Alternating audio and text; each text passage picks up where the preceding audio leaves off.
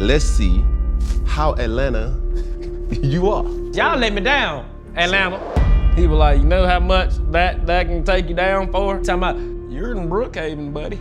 Atlanta's Atlanta. This is Brookhaven. And then when I had to pull my white man voice out, I'm like, so what you gonna do, man? Man, you gonna throw it away or what? That's why I be trying to tell people, bro, church was a different thing, bro, if you went to the right one. Oh, Donnie McClurkin too. Donnie McClurkin. Oh, what about the other nigga that? Break every chain. That's for church plays. Yeah. Break every chain. And they used to be the freaks. What? Take me through the situation with your baby mother, Jacky. It's a lot of women who have BBLs. Yes, sir. So I'm constantly reminded. Like, they made it. There go another big booty. She made it. I'm frustrated for the rest of my life. And by me acting out of emotions, I can be disruptive. But I don't have to be, I don't need to be, because that's not according to the higher power's plan. The higher power plan was for y'all to see me go through that, and I still speak his name, man. And I always know that somebody's going through something worse than you.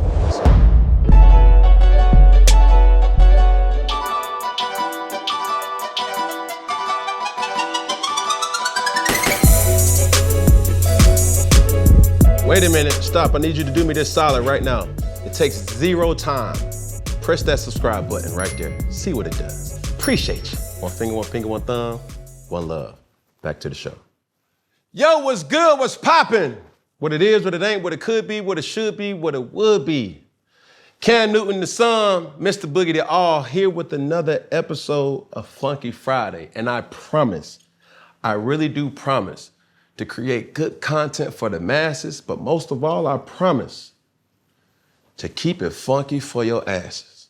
Now, this episode right here, it's a little something different because, you know, not only is he an ATLian, not only is he a comedian, not only is he an actor, not only is he a TV producer, not only is he nominated and an award winner of an NAACP, my man, a father, Christian, strong brother who has been one of the forefathers of the new modern age of comedy. Present to some and introduce to others. DC, Young Fly. My boy, what it do? My guy. What it do, gangster? Listen, how you thugging, bro? Man, I'm chilling, man. Staying out the way, man, you know what I'm saying? What? Living it day for day. When I was getting prepared for this, bro, we had some time off, but one of the things I wanted to start with, bro, is church. Yes, sir. You come from that. It's a solid foundation. I come from that. Father was a pastor? Yes, sir. Come on, man. You a PK. That's why you blessed, man. We come from a lineage of blessed. The bloodline. You hear me? Rich. Rich in the church. Come on, rich in the spirit. Now, I don't know about, hold on, what denomination? I'm Baptist. Pentecostal. Pentecostal. So. What does it really mean? I don't know. You don't know what Pentecostal means? But I know we in church all day. Facts. I know I didn't start seeing an NFL game until I went to college. What? I know I was in church for so long, my friends hated to come to my house. Man, I was in church every Sunday, Listen. 7, 11, 3 o'clock, Wednesday night Bible study, Saturday school. We might have to go up there on the Monday and the Tuesday just to check and cut the grass. I see, we the people that cut the grass at the church. Like, you ride by and see Lil John, and hang on, man. You feel me? Like, y'all get to play football while I cut grass at the church. Yeah. But it made us who we are today. For sure. Yes, sir. So you sung, was you a dancer? Was you I was the mimer? I was the Renaissance. I wasn't the mimer. I was the little Michael Jackson. Look. And like, go John. I was the one that started the party. Like prom, if everybody just bagged up and chilling on the wall, I'm the one that's finna crank it up. I'm gonna get a dance. Before you know it, everybody just gonna start merging onto the dance floor. Hey, look at Lil John. I'm like, yup, come on. Hey. They coming. Hey. They coming. Hey, face ass. But I think, right. where did we get this realm of, like, where did you get your comedy sense from?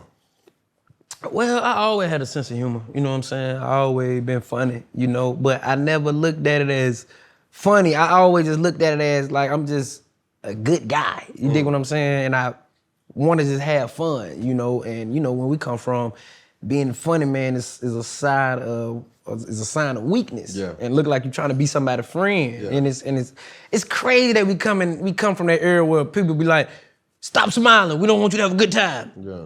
Where it looked like you being soft or considered soft. But amongst my friends, man, I always would just have fun and go for what I know. If I didn't want to do it, I'm like, nah, I'll speak up for the group. Like, I didn't graduate from Mays, I graduated from Crim, but Mays voted me class clown.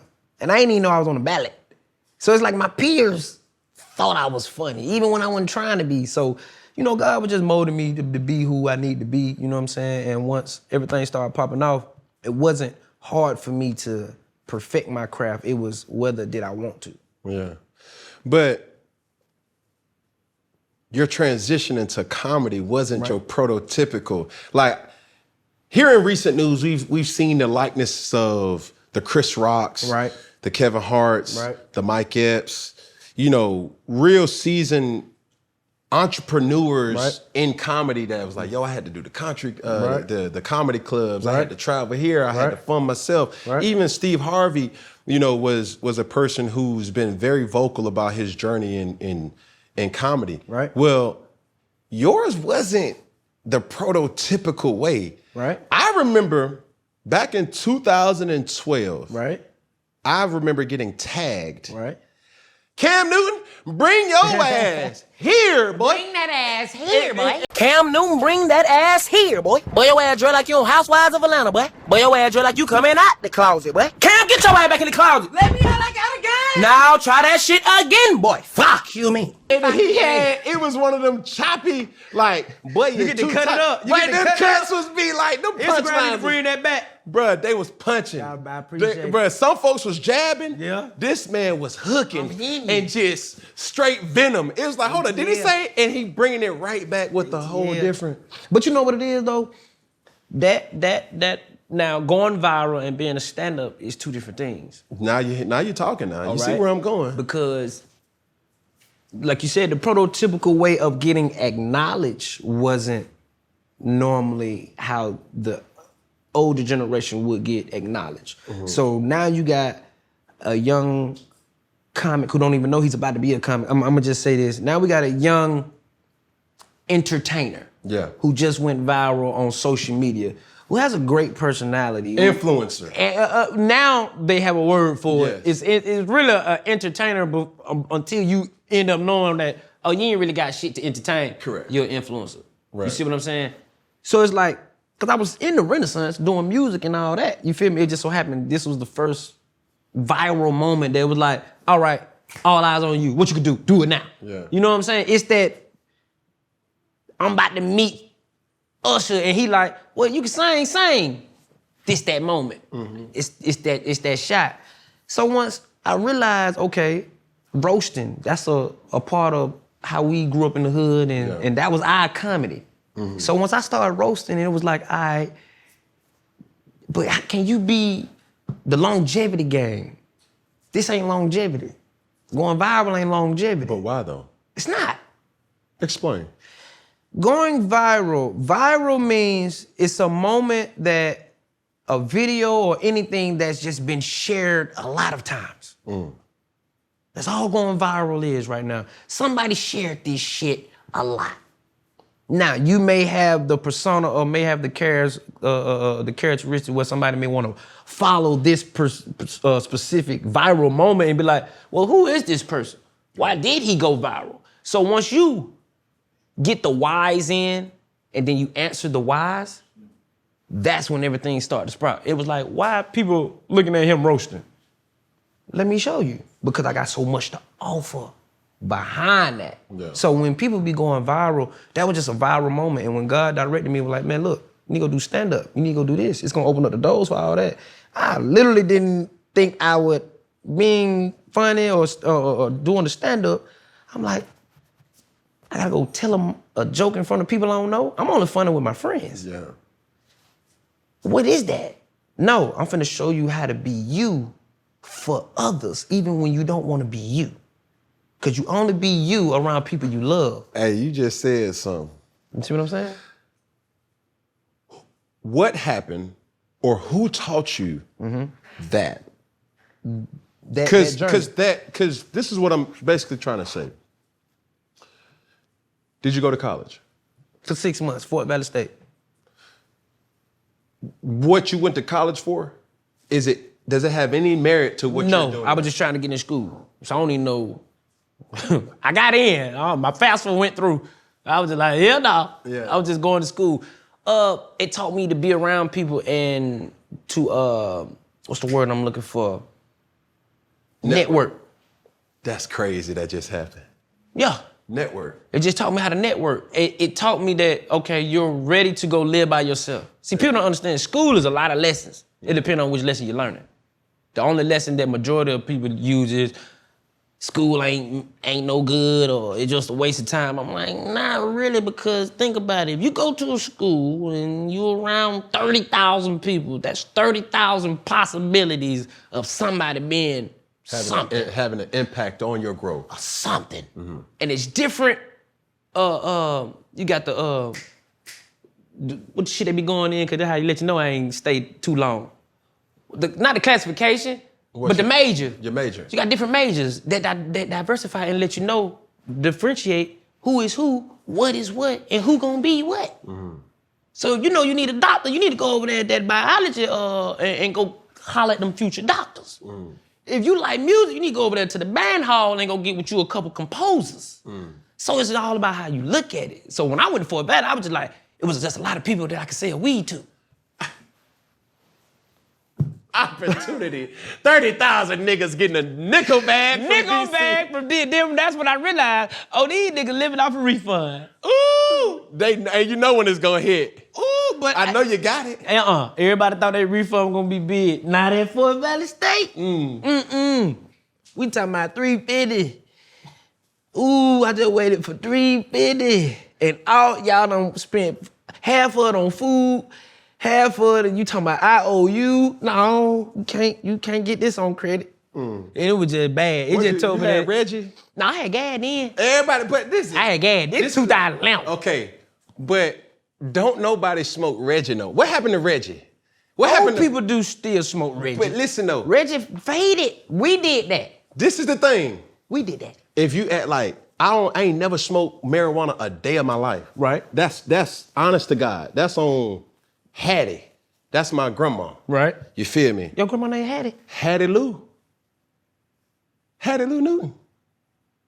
What's up? But my grandma name Hattie, bro. Hattie. HATTIE-LOU. We might be kidding now. I'm trying to tell you. Well, that's crazy. Hattie Lou. Pastor Kid and your grandma name Hattie. And bruh, she was what they say, and I had a praying grandmother. Yeah. Like, Hattie taught me how to pray. I come from that grandma. When you go in her house, you sit right here. You don't even know how, you don't walk around the house. Soon as you come in, hey, baby, come on, sit right here. I gotta go to the bathroom. Sit right here. Get on that phone. And I sit right there and listen to every conversation. Listen. That's why I know so much about old folks. Listen, bro, my grandmother growing up, right? And we done deterred and pivoted this and we gotta come back. Right. But my grandmother was the person.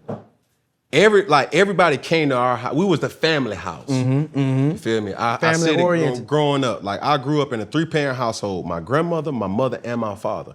So on Sundays, when we didn't have a hosting family, right, we would come to our house. Like, they would get to go, or we'll go to Golden Corral or something. We'll always end up at our house. Every person in that house, right, it didn't matter if it was 6 of us, 16 of us, or 26. My grandmother would say, all right now, everybody come on in here, and we gonna pray. Facts. But listen, it ain't one of them, dear Heavenly Father, Lord, I just want to say thank you for the blessing and just pray for strength. Amen.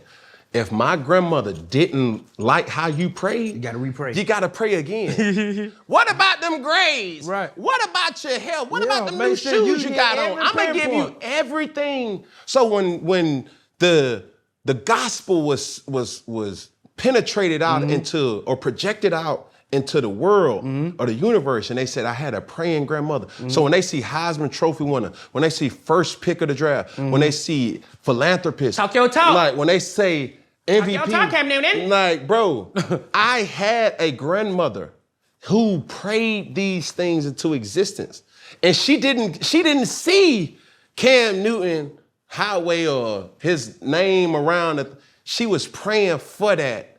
I was the kid that my grandmother said, you know what, to give the church, we're going to go collect cans on the side of the road just so we can have an extra $1 to put, that type of grandmother. So when y'all say, oh, Illuminati, or y'all don't believe in, listen, bro, I'm grounded, entrenched. Come on now.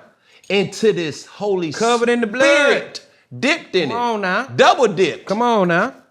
Drop him again. Drop his ass again. Yeah. 3 times. Yeah. Stop playing. Man, I'm trying to tell you. Yes, sir. I come from that. You see what I'm saying? That's why you knew what was going on. Like real talk. And that's why I knew what was going It's on. many times, and we had moments off camera that it was like, bro, okay. You know, certain situations. I remember growing up, and I would always say, why me? I'm always in trouble. Like, I was always the one that get caught. Like, bruh. You was the example.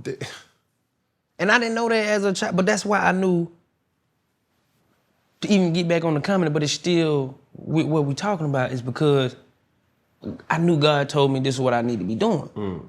So once I went viral, it was like, all right, now go perfect your calling.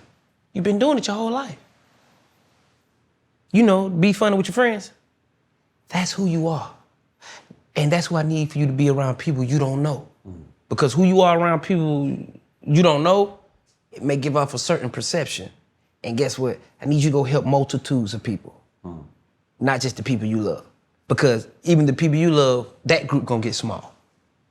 You dig what I'm saying? I'm digging. So what you have to give, I need for you, it's for the world, it's not for you.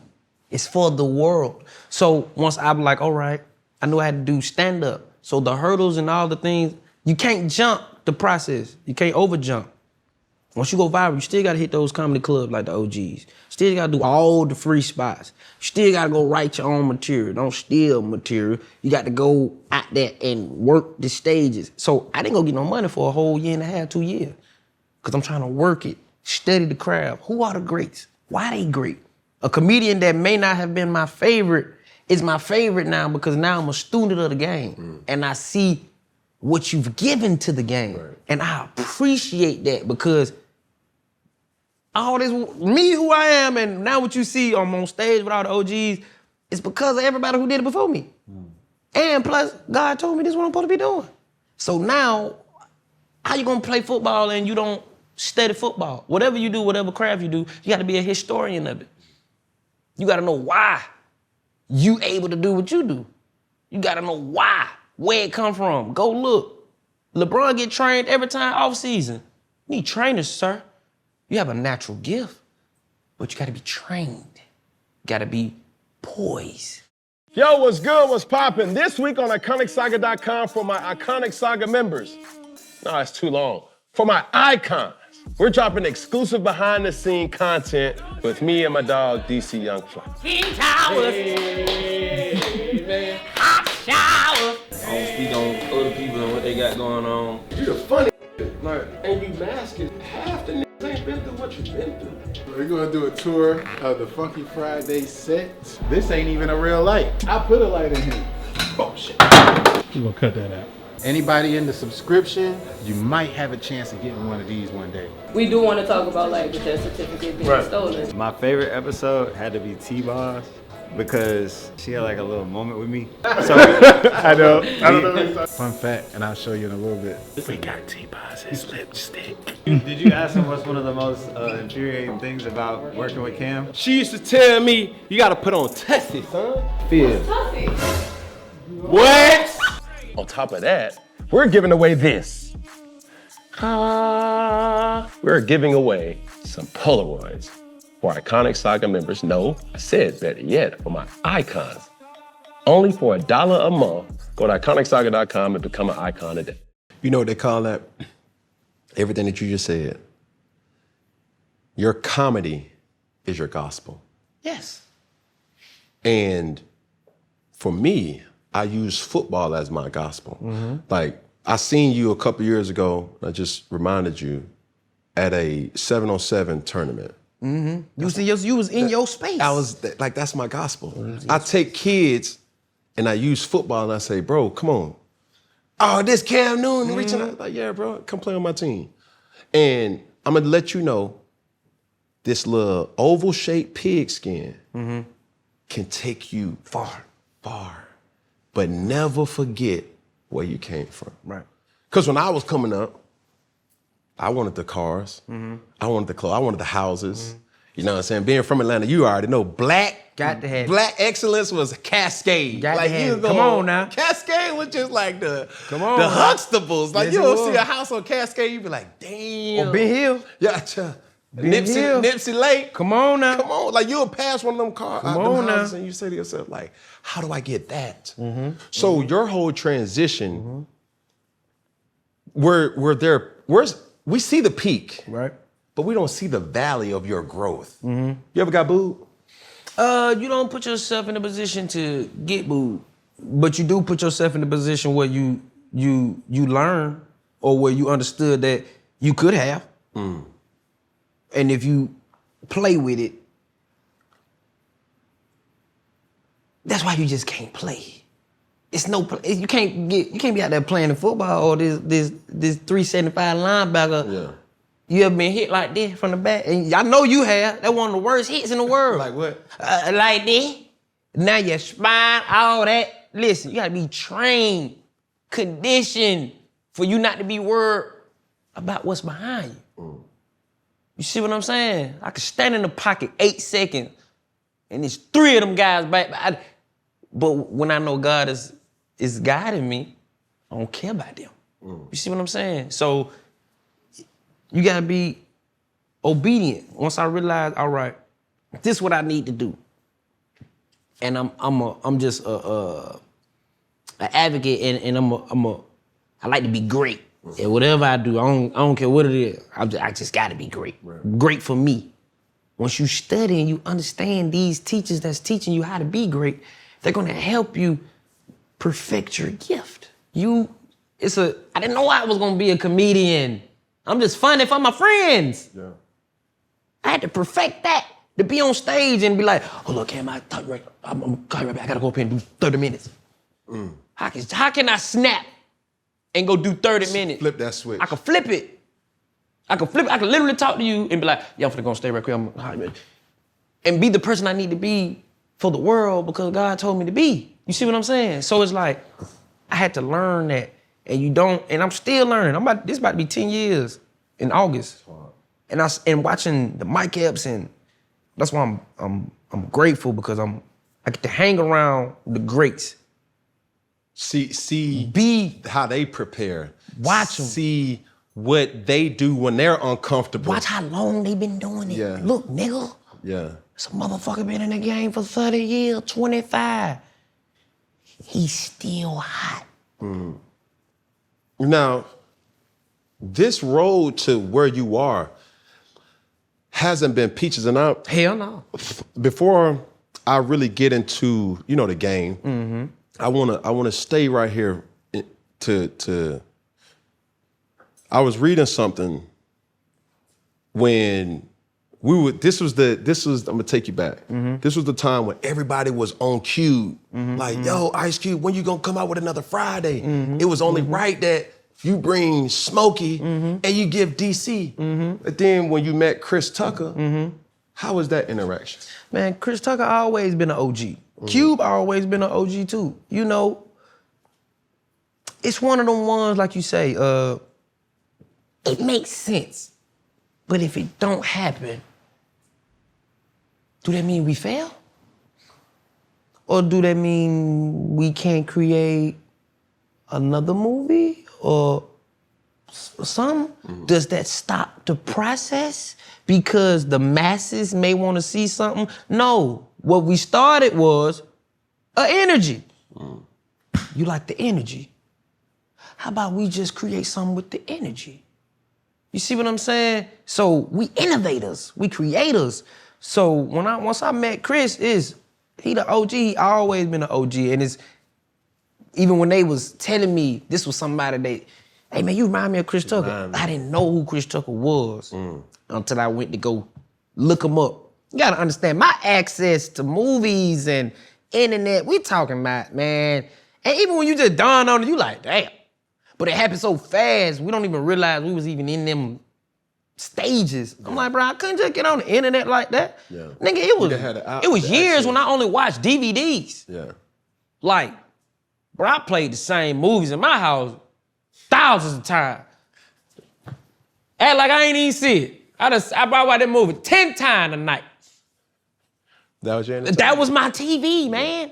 So it was like, I don't look at it like that. So once I meet these people. And it was a bootleg. Super, but it was crispy. It was crispy. But when you meet these people, it's like, all right, we can create the energy. We already started. They love us. Why should we wait for these entities to put us in something? We can create it for ourselves. So to wait for something that could never possibly happen, and then thinking that may be the break that break me, nah, I'ma just work.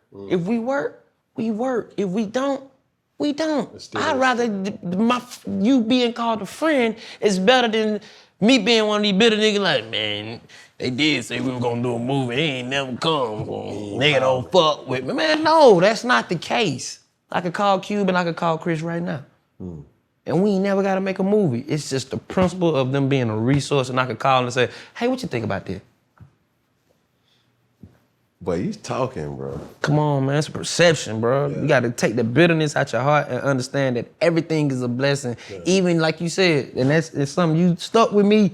You said it off camera, and it stuck. You said loyalty is when it don't work in your favor, my boy. Loyalty is only tested when things aren't working in your favor. That's the only time, like when somebody say, I'm loyal to you, when your girl say, I'm loyal to you, when your partner say, I'm loyal to you, it is only tested when it's not in your favor. It's easy for a person to say, I'm loyal to you when they're eating that Roof Chris. Shit deep, bro.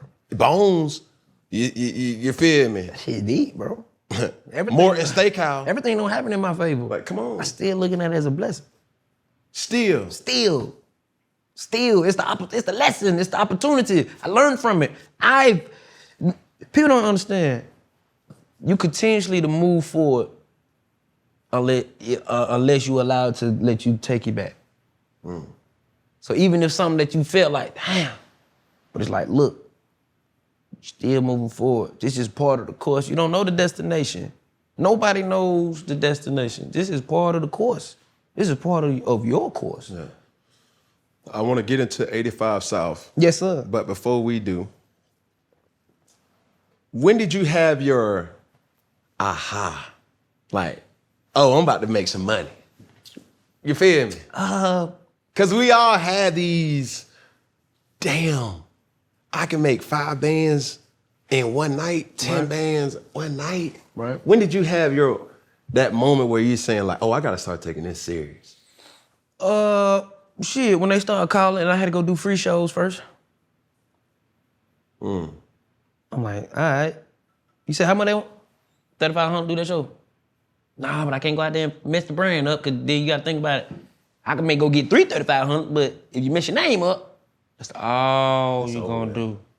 You know, you fighting to prove. I ain't proving nothing to nobody. All I'm doing is the world is watching me perfect my calling. I ain't proving nothing to nobody, nigga. I ain't proving nothing to nobody. I'm perfecting my calling. I know I'm gonna be straight, because I know who it's coming from and I know who it's for. The money part is when you realize money ain't money, when you get around niggas with money and they realize that ain't money because they be around niggas with more money than them. But you just said something, damn boy. You realize that ain't money to somebody who got more money, but even the folks that you got with money are hanging around. Money. They hang around niggas with money and they realize that ain't no money.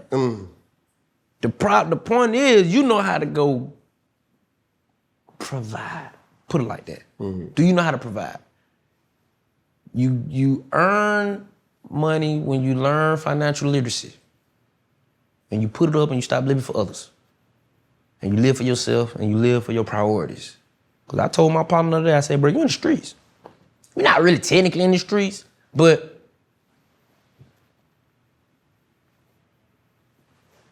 you just had about 35,000, 40,000. What you do with it? I saw you spending on something that couldn't even bring that back. So don't tell me you wasn't up for the rest, because you spent it. You was up for it. You was up for it. He like, damn, I was up for it. So who fault? You gotta stop looking at other people when you make your own decisions. Now, we are in a position to help our friends. Imagine how many times we done helped our friends and they fumbled the bag every time. Now imagine how you started. That's my phone, yeah, hit it. Imagine how you started. It wasn't no Super Bowl candidate MVP who saw you coming from high school and said, I'm gonna take you up under my wing. I'm gonna make sure they come look at you. I'm gonna make sure. Nah. So they don't even know the help, the access. We didn't have one of us when we was trying to come up. If I would have had one of me coming up, I probably wouldn't be who I be, because I'm like, I know I can go get 5,000 right quick and come up right quick. Yeah, for sure. I'll be up. I'm gonna be out your way, nigga. Yeah. I'm gonna be out your way. Make sure don't nobody touch it. I'm gonna get about a slow sound. I know I can go do that. I'm up. I ain't got nobody to go get $200 from, $300 from. A 50 ball.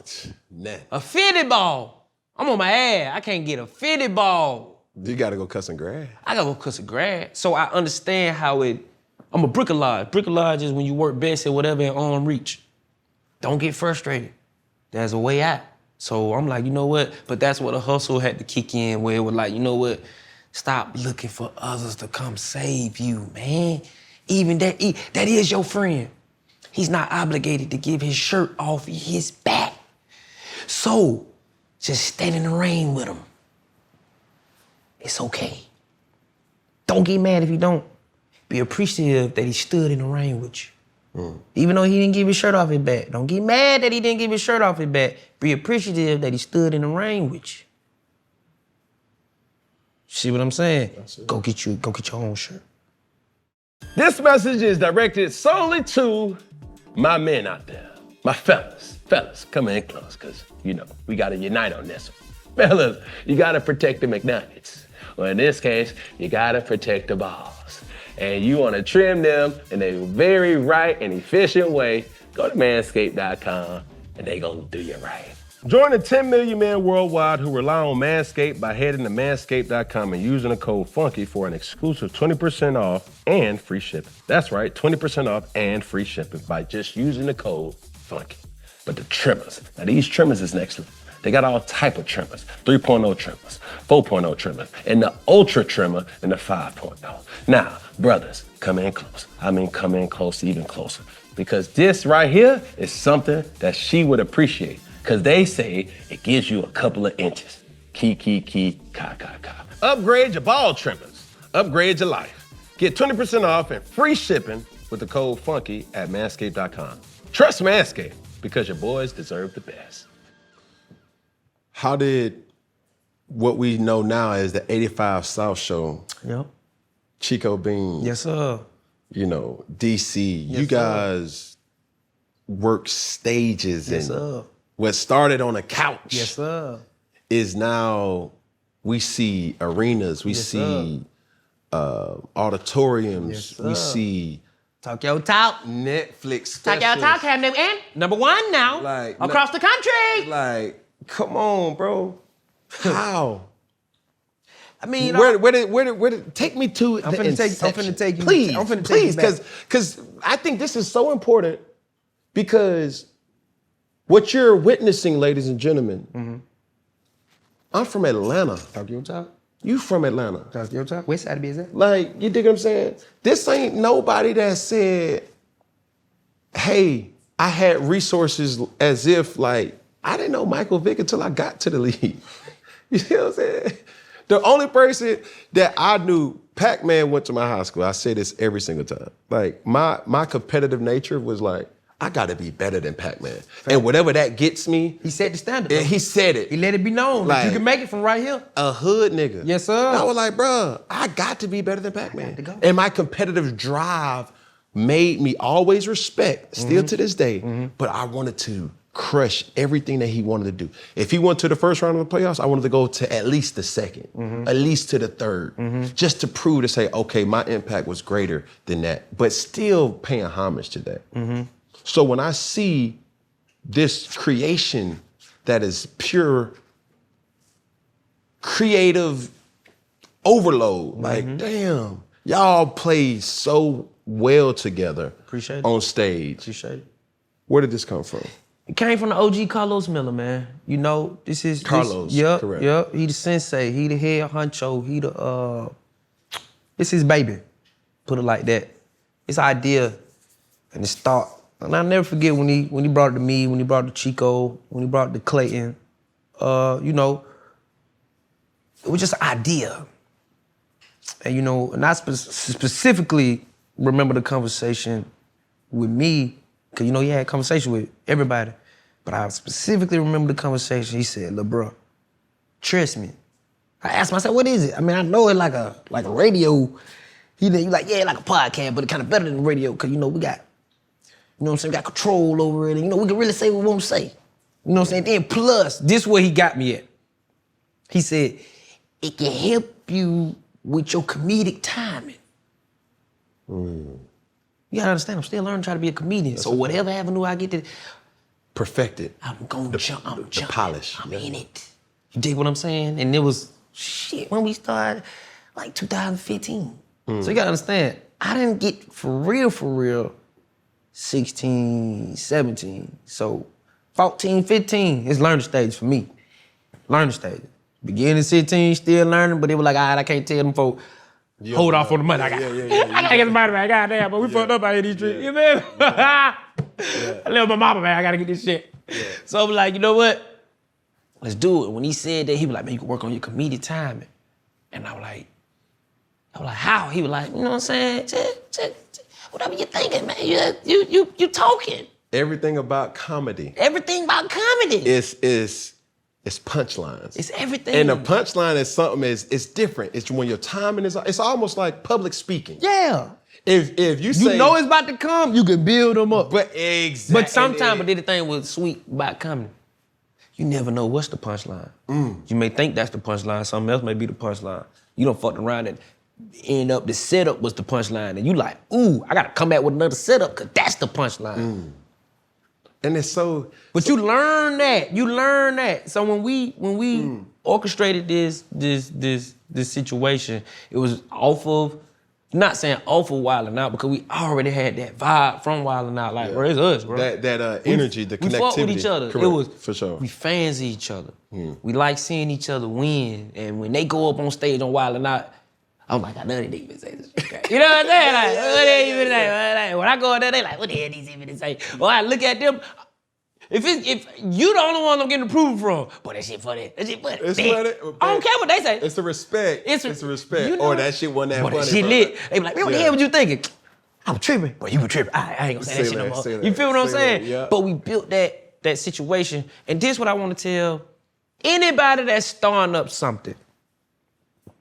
Cause I know they looking, and I know they watching, and I know they'll send their little tricks. You know, we see all that. You know, we business savvy over here. We don't care about none of that shit. The streets taught us that. Yeah, the streets taught us that. One move, we move. You have to disagree in order to agree. Family move in unison. You keep God first. He's the forefront. Everything's gonna be okay. You have a unit of saying we would never, you know, people don't like to say the word never, but we're never breaking up or doing any of, so this is what it is. We created a unit and we created a family. We done seen each other at our weakest moments. And we done seen each other when it's like, well, you doing your shit. You feel what I'm saying? We'll never be bigger than one another. When we go on stage, it's like Captain Planet. We only here to see the blue nigga. You see what I'm saying? Yes, sir. Before we go on stage, nigga, we create the blue nigga. Yeah. We superheroes individually. But before we go on that stage, it's like Earth, wind, fire. They don't even know. It's the whole blue nigga is formulating. Yeah. And when they like, well, here comes the 85 South. That's the blue niggas. Yeah. That y'all see. The super. The super. You see what I'm saying? You'll never see Donatello breaking off with the Ninja Turtles or Michelangelo. You ain't gonna see that. And y'all made an oath to that. It's one of those ones like, where you going? Where you going, nigga? Where I'm going? That's how it started. We building generational wealth, man. We trying to do this shit 30, 40 years. We building an empire. But let me ask you this though, because this is the stigma in our community. Right? How did y'all get the business right? And have y'all been tested yet? Yeah. Okay. We always, yeah. That's why we're so tight today. Okay. We're super tight because we've been tested with the business and we also have been tested when it comes to understanding that everybody forms the blue nigga. Yes. It's not just the three, it's everybody who plays. Not the two, not just the one person. It's the light man, the cameraman, okay, the production manager. Like, we let these folk know that they're important as well. We just the artists. The talent. We the talent. See what I'm saying? So it's like we're super duper family and we learned like family orientation like from Wild 'N Out. Like that's why Wild 'N Out so successful, bro, because we like a real squad. We end up being family. It used to be like niggas ain't fuck with niggas. When I got there, it was boot camp. It was real, 'Cause it was still like the fame shit was still important. Now fame don't care. Everybody famous, nigga. It's all about longevity. It's all about how long can you be famous, when nigga. You say that, when you say it was a boot camp. Boot camp. Explain boot camp that. mean if your joke don't go good, you may go home today. Ain't no, now if a nigga joke don't go good, they work with a nigga. Oh yeah, but it's family though. We ain't tripping, but it was like, we formed that group because we knew when we fought. It was like, oh yeah, if you go out there and your joke don't go out, man, listen, your key probably won't even work at your hotel. Think it's a game, man. Be funny, that's why I was so aggressive in the first two. What? What? Every artist come on this bitch, I'm on their head. I'm fighting. I'm on their head because it's a fight, nigga. Yeah. If this shit don't go Fighting for good, my room I'm back key. on the block. Yeah. These niggas send niggas home mid-episode home. We done seen niggas, but watch some of them old episodes. You see a nigga, the beginning of the episode, the end of the episode, that nigga ain't at the end. Wow, you like, what's shout at? Man, his ass is packing his bag. Greyhound. Already got his ticket at 9 o'clock, home. No cap. We created a family-oriented vibe where it looked like a sitcom. Now even the weakest link, you like, I mean, he not really the weakest, but it's like the one who really don't. It's not his night. It ain't his night. You still like him though. For sure. You like it. You rather see him do a head nod or some shit. But man, that head nod would've got his ass sent home, man. For real, for real. But when I see 85 South, It's a family. I see so much cohesion where y'all do have that Wi-Fi when there's times where, not even on a Netflix special, I done seen y'all on clips on Instagram where DC is in the crowd. Going crazy.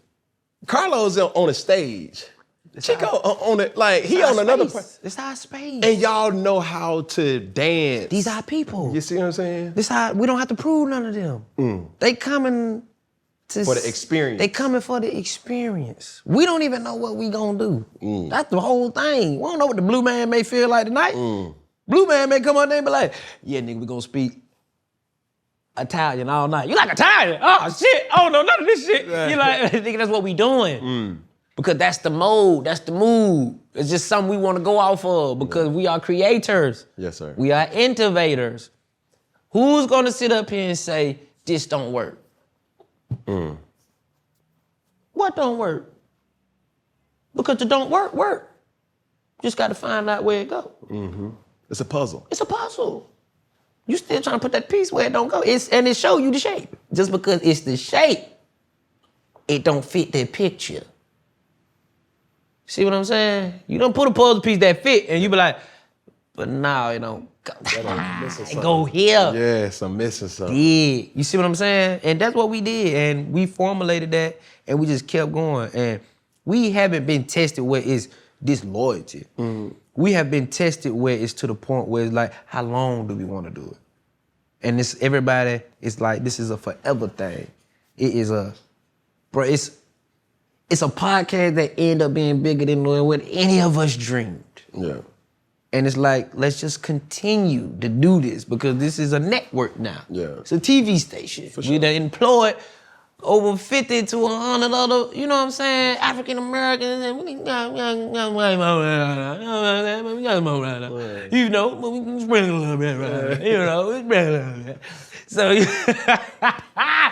but we created this space where, like, even though we got our own thing, when we come back, we literally just be like, what we doing? Yeah.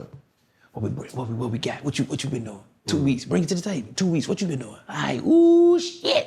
It's like everybody is Santa Claus and they bringing the extra toys back to the table. They ain't want that, man. They ain't want none of that bitch. Yeah. But you know what I'm saying? Yeah. So I love that family, man. That's one of the ones that I kind of like use as an infrastructure in anything that we got going on. Like I always tell people, listen, bro, it can work.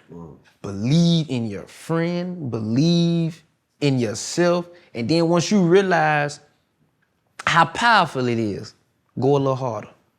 Cause that's what I had to realize. Cause I was doing, I wouldn't say bare minimum. I did enough that what my friend asked me. I did exactly what he asked me to do, but once I realized it was bigger than that, I said, now this is where you can help. I need you to sprinkle a little bit more on top of that. Yeah. And not only that, sprinkle a little more over here and sprinkle a little more over there. So this is the wisdom that has to be known about friendships, partnerships, any type of alignment where, let's say it's family. Let's say it's your homeboy that you grew up with, to your point, what you was talking about, earlier.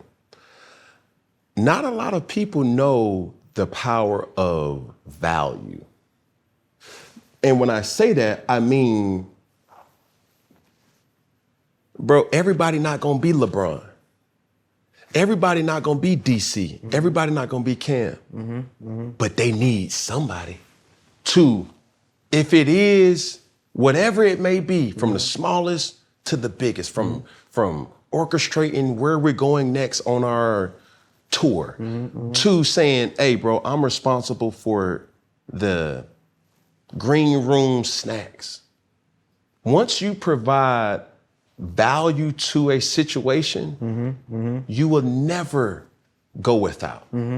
Because once you're not there, that value that you created, hey, where the hell Cam at? Oh, they sent them home. No, hell no, Cam used to, he would make shit like, bro, me coming from the hotel, he would keep me on time. He would make sure he would critique my stand-up. He would do this, he would do that. And this is where the homeboy, homegirl, extra has to realize, bro, take your ego out of it. Put that shit to the side. Because ego's acronym in the church is easing God out. Once you remove that ego and you say, bro, DC, what you need from me, bro? Bro, I need some swishers. Hey, bro, I need some water, bro. Hey, dog, I need a lighter. Hey, bro, matter of fact, my pants just ripped, bro. Like, go grab me some pants real quick. That's value that you already know. Because when you're analyzing certain things, nah, I can't ask him. Right. He too cool for that. Right. He just only show up when we go into the clubs or we going to dinners with the hoes or some shit like that. That ain't the dude. But they go back to what you saying, though. Your loyalty is tested when, it don't work in your favor. You feel me? How loyal can you be to some, and then when you realize, there's a purpose for everything. That's why I go back to the 85 South, because once I realized, I was like, it's value in it. You only took it's helping you be in the comic part. That was your drive still. You passed that part. Look, I need you to pay attention. Look. Just pan the room right quick. Just pan the room. This is some of these niggas' only job. Yes, sir. How can you make it their only job? Gangster. Well, them niggas ain't gotta worry about another job. How can you make your situation the priority? Dig what I'm saying? Boss man. It was like, now it's time for you to do the extra for him, her, and you owe that to your partner too. Sir. Because now you finna help that situation on another level. Yes, sir. You see what I'm saying? So it was like, y'all ain't gonna do nothing but continue to help each other. And look that, you be like, hey look, I got that block, come on, get it. Come on. Go ahead. All right, let me up, I got you. It's a help. Yeah. We gonna keep going up. For sure. So I think that's when you go back to your point. Once you see the value, I saw the value in ownership. I saw the value in friendship. I saw the value in employing others. I saw the value in, we ain't gotta go home. This is home. I saw the value in, you ain't gotta worry about other work if it all fail. This work. I saw the value in, you can create here. You see the value in, they have implemented you into something where you don't even have to leave. And your consumer is fiending. And they fiending for this shit. Yeah. I appreciate you, brother. Yeah. So it's my duty to bring this shit a time 1,000. Whatever you like, I'm gonna do it time 1,000. Yeah. So that's why it's like that. It's more so like, bro, we really need each other, bro. On a human tip, spiritual tip, we family. Yes, sir. And even if we don't even do this no more, we still 85 South. Yes, sir. It's us. That impact going It's on. us. Man, But we gonna forever do it. I just want people to know that we gonna forever do it. You got to. You got to. Ho, stop it. If you like what you're seeing so far in this interview, make sure you go over to iconicsaga.com for exclusive content, behind the scenes, the things and the cuts that didn't make this episode. iconicsaga.com for exclusive content for you and you only. Tap in. Back to the show. Yo, hey man. One of the things you mentioned, you guys is kind of brotherhood starting with Wildin' Out. Yep. One of the hardest things that I've seen you do, this said a lot about you. When Nick Cannon went through all that stuff, Right. they tried to double back with you Right. to be the host. And you know, I done said this plenty of times. I never had a phone call with them folk. Never was on the phone with them folk. But like you say, I pay attention. You know, the industry do little industry tricks. There was a conversation, you know, from a top blogger, and for them to ask me the question made me say, why would that even be a question, and who you work for? This is my moment to shut all that shit down. You see what I'm saying? And my stance was my stance, and my stance is my stance today. I would never cross somebody who put me on. And for people, they just gotta go do the homework and just do your background. I just stand with my people whether they going through it, if it's good or bad. Right. I'm with you, bro. Like, you call me when you ready to call me, and we'll figure that out. You dig what I'm saying? I ain't the one they got to answer to anyway. So it's, let me know if we got a job. If we don't, let's go create something else. Other than that, I'm with you, bro. You're not by yourself. You see what I'm saying? So that was my stance on it. And once they figured out everything they had to figure out, we was back on L. So this is the history that people don't necessarily know. All Wildin' Out really is a collective similar to Whose Line Is It Anyway? People don't know that it was a program already of existence, but it didn't cater to our audience. Wildin' Out is such a cultural syndicated show because It's not who does it first, it's who do it right. And also, like you say, it just shows that our culture understands talent. Our culture understands renaissance. And not only does our culture gains our viewership and our audience, white folk love seeing what we got going on, man. For sure. You feel me? For sure. They love that shit. But it ain't just white folk, it's the That's what I'm saying. Koreans, It's the everybody. Mexicans, it's like... It's international. Yes, sir. And it just let people know that what we create is international. It's bigger than... Look at that show. Who on that show? Why is it playing over there international? Why are we doing shows in London? Why are we over here in France? Why? Why is Wild 'N Out the #1 show on VH1 and MTV, but we'll never get the recognition? It's okay, but why? Why we don't get invited to the MTV? Bigger. It get bigger than that. It get bigger than that. Y'all ain't never got an MTV award? We got one. But Nick got one. He got one. He got a host. He got a host award. A host? I mean, like a host, like I guess like the best host on Wild 'N Out. It ain't like Wild 'N Out don't build an MTV award. We don't get banners. But why is that though? I don't know. That's something that the higher ups gotta, you know what I'm saying, figure out. We just continue to be a great show for us. And know that it's international. It's just like I say, it goes back to the saying that I said before. I'm not gonna get mad that you didn't give me your shirt off your back. I'ma just appreciate you standing in the rain with me. So it's one of those ones where we're not gonna trip about not being in no awards. We're not gonna trip about being on no goddamn banner. We just gonna keep being #1, keep making them money. We ain't tripping. We're gonna keep making y'all money. And guess what we gonna do here? You just keep us on TV because we gonna keep making our money. Just put me on TV so I can just show them what I'm doing. So folks can relate to me. Hey, that's the That's best. all. That's all. I want them to see hope. Yeah. While you make your money, I'm gonna make my people see hope. That's hard. Can we get into our game? Yes, we can. Here we go. DC, you have always put on for Atlanta. Okay. Let's see how Atlanta you are. This is called City Blitz featuring DC Young Fly. Okay. What DC stand for? The Crew. That's hard. The Crew Young Fly. Yeah, it did. There it is. That's the name. Check this out though.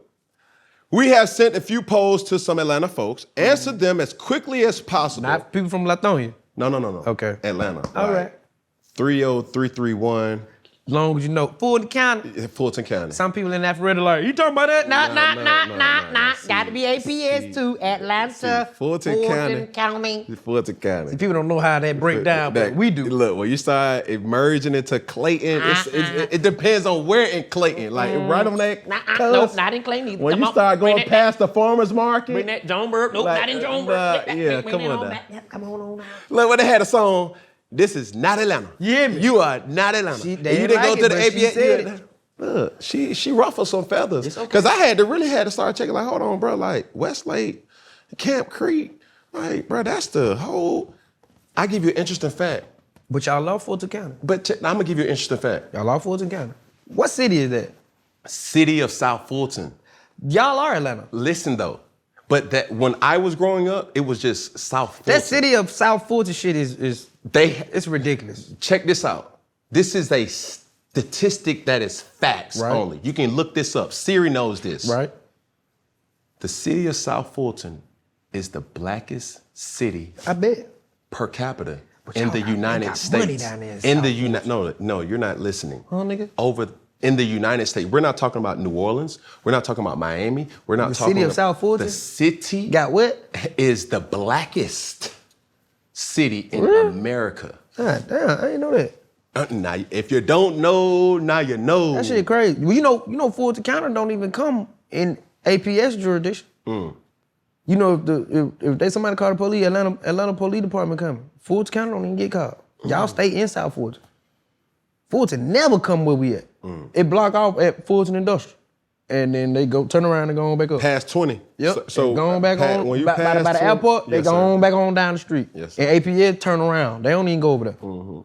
And you know, shit get real. But go ahead with That AD, that ADD done kicked in. Lord, Yeah. y'all gonna pray for Kristen. You hear It's me? okay.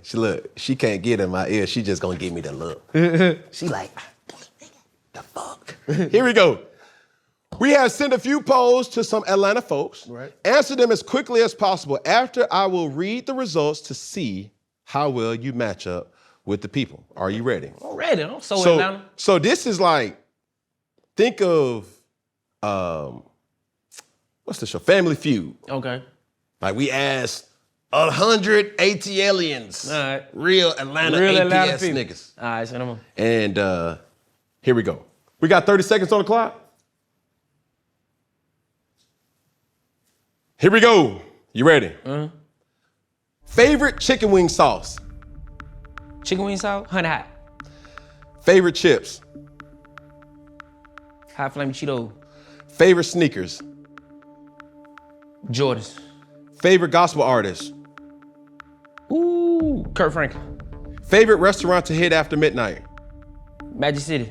Oh shit, Waffle House. That Waffle House. Which cartoon would you wear on an article of clothing? Which cartoon? Yes, sir. A lot of people would do Bugs Bunny or Tweety Bird.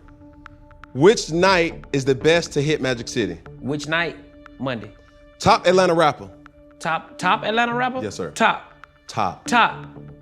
Man, I can't go against the OG. You know, I'm Get your heart out of it. What would it like? I'm T.I. T.I. Which lounge are you going to on a Friday night? Which lounge? Yes, sir. On a Friday night? It ain't Sweet Lounge. I don't think people go to Sweet Lounge on Friday.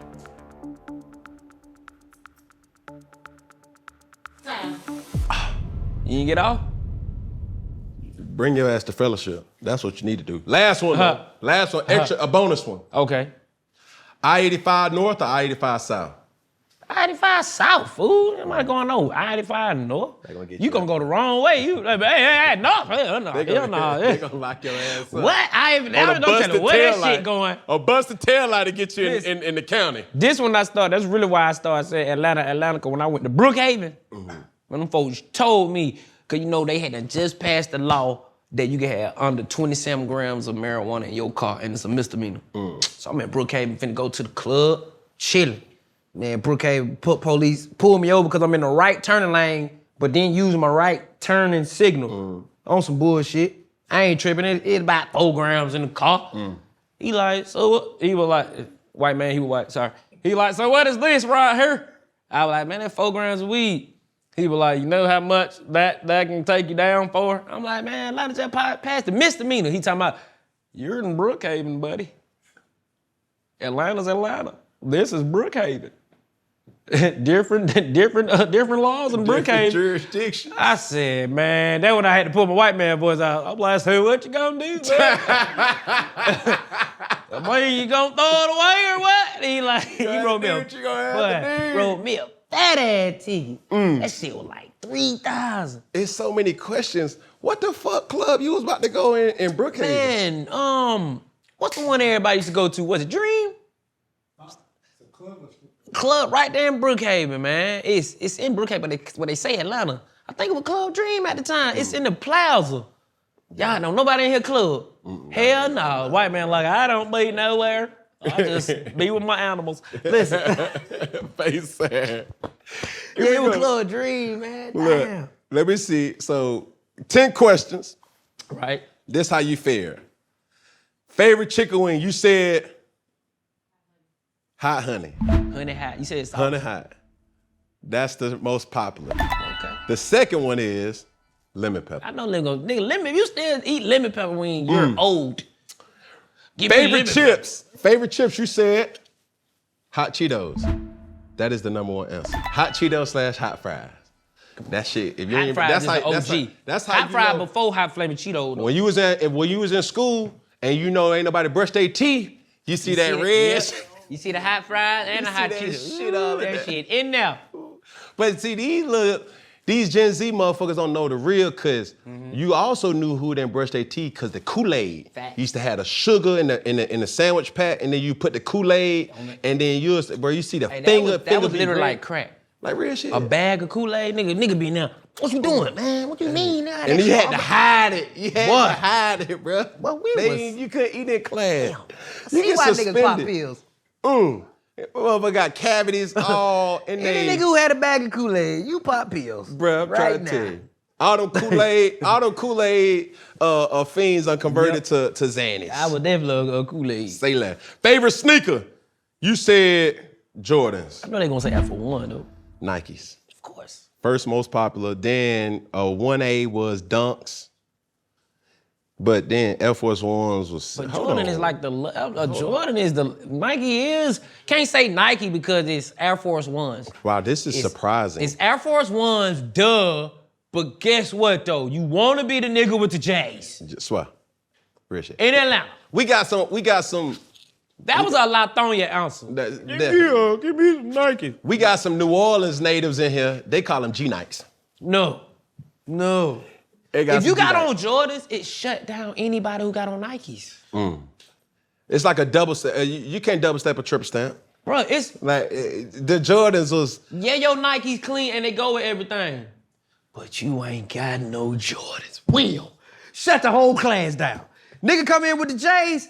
First of all, they cost more than everybody's shoe in here. You got to have you some Louis, Bally's, or Something any that other. can compete.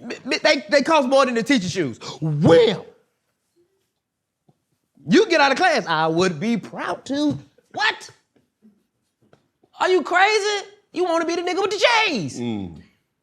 So nigga was, that's why they say Nikes? Come on, man. How many? It's only one pair. That's Air Force Ones. And I didn't want to go with the typical, so I went with Jordans. Y'all let me down, Atlanta. No, this really gonna let you down right here. No. Favorite gospel artist? You said Kirk Franklin. Who they went with? Marvin Sapp. Never would have made it. Everybody, that's one song. That's cool, but that niggas. That's ain't really one going to song. church I like really was that. gonna go Yolanda Adams. Not yet. But I'm thinking that's Kurt Franklin is the DJ Khaled in gospel. I would have went Mary. Mary, Trying to now, tell you. that's old Rick, that's old school. Gotta get myself together. But you know what? I would have snuck in with a little smoking off. Oh, what about the other nigga that? What a name, Donnie? No. Oh, Donnie McClurkin too. Donnie McClurkin. We fall down. We fought. Who that is? Yeah, the big heavyset dude. Yeah. Hold on. Hit that note again now. No, that's not Donnie McClurkin. That's not him. He was on something about the name Jesus. Something about the name Jesus. We gonna have to get that. Rinse Allen. Yes. Yep. Oh, second, can't forget my sisters, Tasha Cobbs. Tasha She was Cobbs? second. She was singing? Tasha Cobbs? What she saying? Break every chain. Yeah. Break every. Break every chain. That's for church plays. Yeah. Not the Christmas church, like Easter. That's when they be like, the crucified, break every chain. That's for the praise dancers. Break every chain. Bro, you in the church for real. That's bro. what I'm trying. I know exactly Bro. where that song go. I'm telling you. Bro, That's for the listen. praise dancers. Look, and they used to be the freaks. What? George. All in the Listen, church. Listen, I said it, y'all was thinking it. Y'all, look. Hey, I'm not even gonna lie. My church was so fun, bro. From like, boy, lock-ins. What? We talking about over 100 kids, bro. Listen, Hallelujah night. that's why I be trying to tell people, bro, church was a different thing, bro, if you went to the right one at the time when it was booming. Cause you would look up and you see everybody from school in the section. You like, bro, we 50 deep in this bitch. What we finna do? Yeah. Yo, what we finna do? Yeah. They like, shh. So what y'all going to school tomorrow? Hey, You know what I'm saying? Look, hold on. Y'all getting a little too close. Let the Holy Bruh, Ghost get in between. what? Let the Holy Ghost. You coming to the lock-in, Yeah, feel you me. know I'm bringing the big sleeping bag. Like, come on. Stop playing. But it, boy. Well, I can't wait for them this folks cut the lights off in the jail. Okay, come on. You look over. Break every chain. Boy, stop. Look, favorite restaurant. Come on. Favorite restaurant to hit after midnight. Everybody knows Waffle House. Waffle House. Come on. That was 90%. Right. Right. Right. Okay. Which cartoon would you wear on an article of clothing? Please show me. You said you said Bugs Bunny or Tweety Bird. A Tweety Bird. It's Rugrats. Rugrats was You one. grow up. Rugrats was one. Number 2 was Scooby-Doo. I could see Scooby-Doo. But check this out. But So not Rugrats. You gotta be a fan. check this out. I'm so Atlanta that nowadays kids are riding Range Rovers to school. That shit wasn't hard when I was in school. When I was in school, this was an exotic car.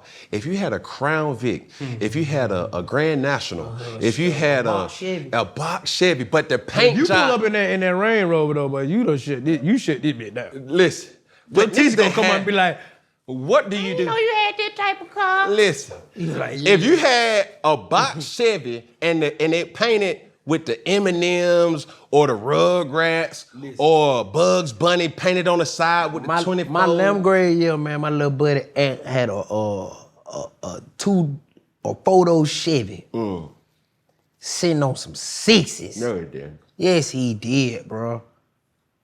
To this day, I don't know how he got that car, but he got the damn car. He had a 4-door Chevy on some 6s, and he had 215s in the trunk. Listen, bro, he would cut this shit on purposely. Now, we going to Maze, so you know we gotta ride up the hill. The hill, that long ass hill. Nigga, with the speed this bump. was our stop every morning. He'd come pick me up. You know, we niggas just want to hang around niggas who just want to do what they want to do. Sorry. I ain't know why he wanted to come pick me up. He was like, hey, fool, come ride with me, man. I'm gonna come pick you up from school, man. I be having other niggas, but they be lame. I be like, all right, you want to be with a nigga that cool? Come on, let's go. You got a nigga. Yeah, got a nigga in the car. So once I get in, he come pick me up. I'm like, hey, you ain't finna go to school like this, nigga. Then how you ride? I whip out the bag of weed, nigga. I roll up. He like, yeah, my type of nigga. Wow. So we ride. I'm like, man, fuck that, nigga. We don't eat school lunch. Nigga, go to McDonald's. Nigga, we finna eat some sausage McGriddle. He like, what? Wow. Nigga, so we go to McDonald's. We get 2 sausage McGriddle. We cut it down, so cause now we high here all the way to school, nigga. Cause we don't want the music to blow our high.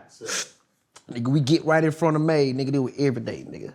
The moment he turn in this bitch, and nigga look at me, I look at him, and nigga cut that bitch all the way up. Nigga, we wild out here. Wild.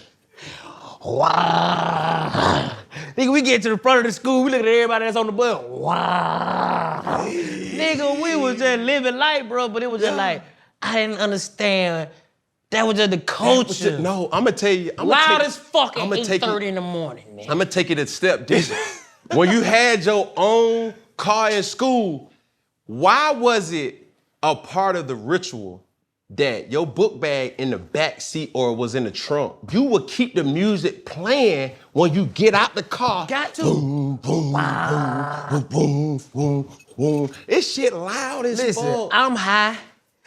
He full off the McDonald's, cause he don't smoke, so I done faced the whole blunt. Nigga, I'm geeked up. We in the parking lot at May High School, loud as fuck, man. We did that shit for like 4-5 months until them folk were like, bro, you cannot come up here every morning banging that goddamn music. We was 15, 16 years old.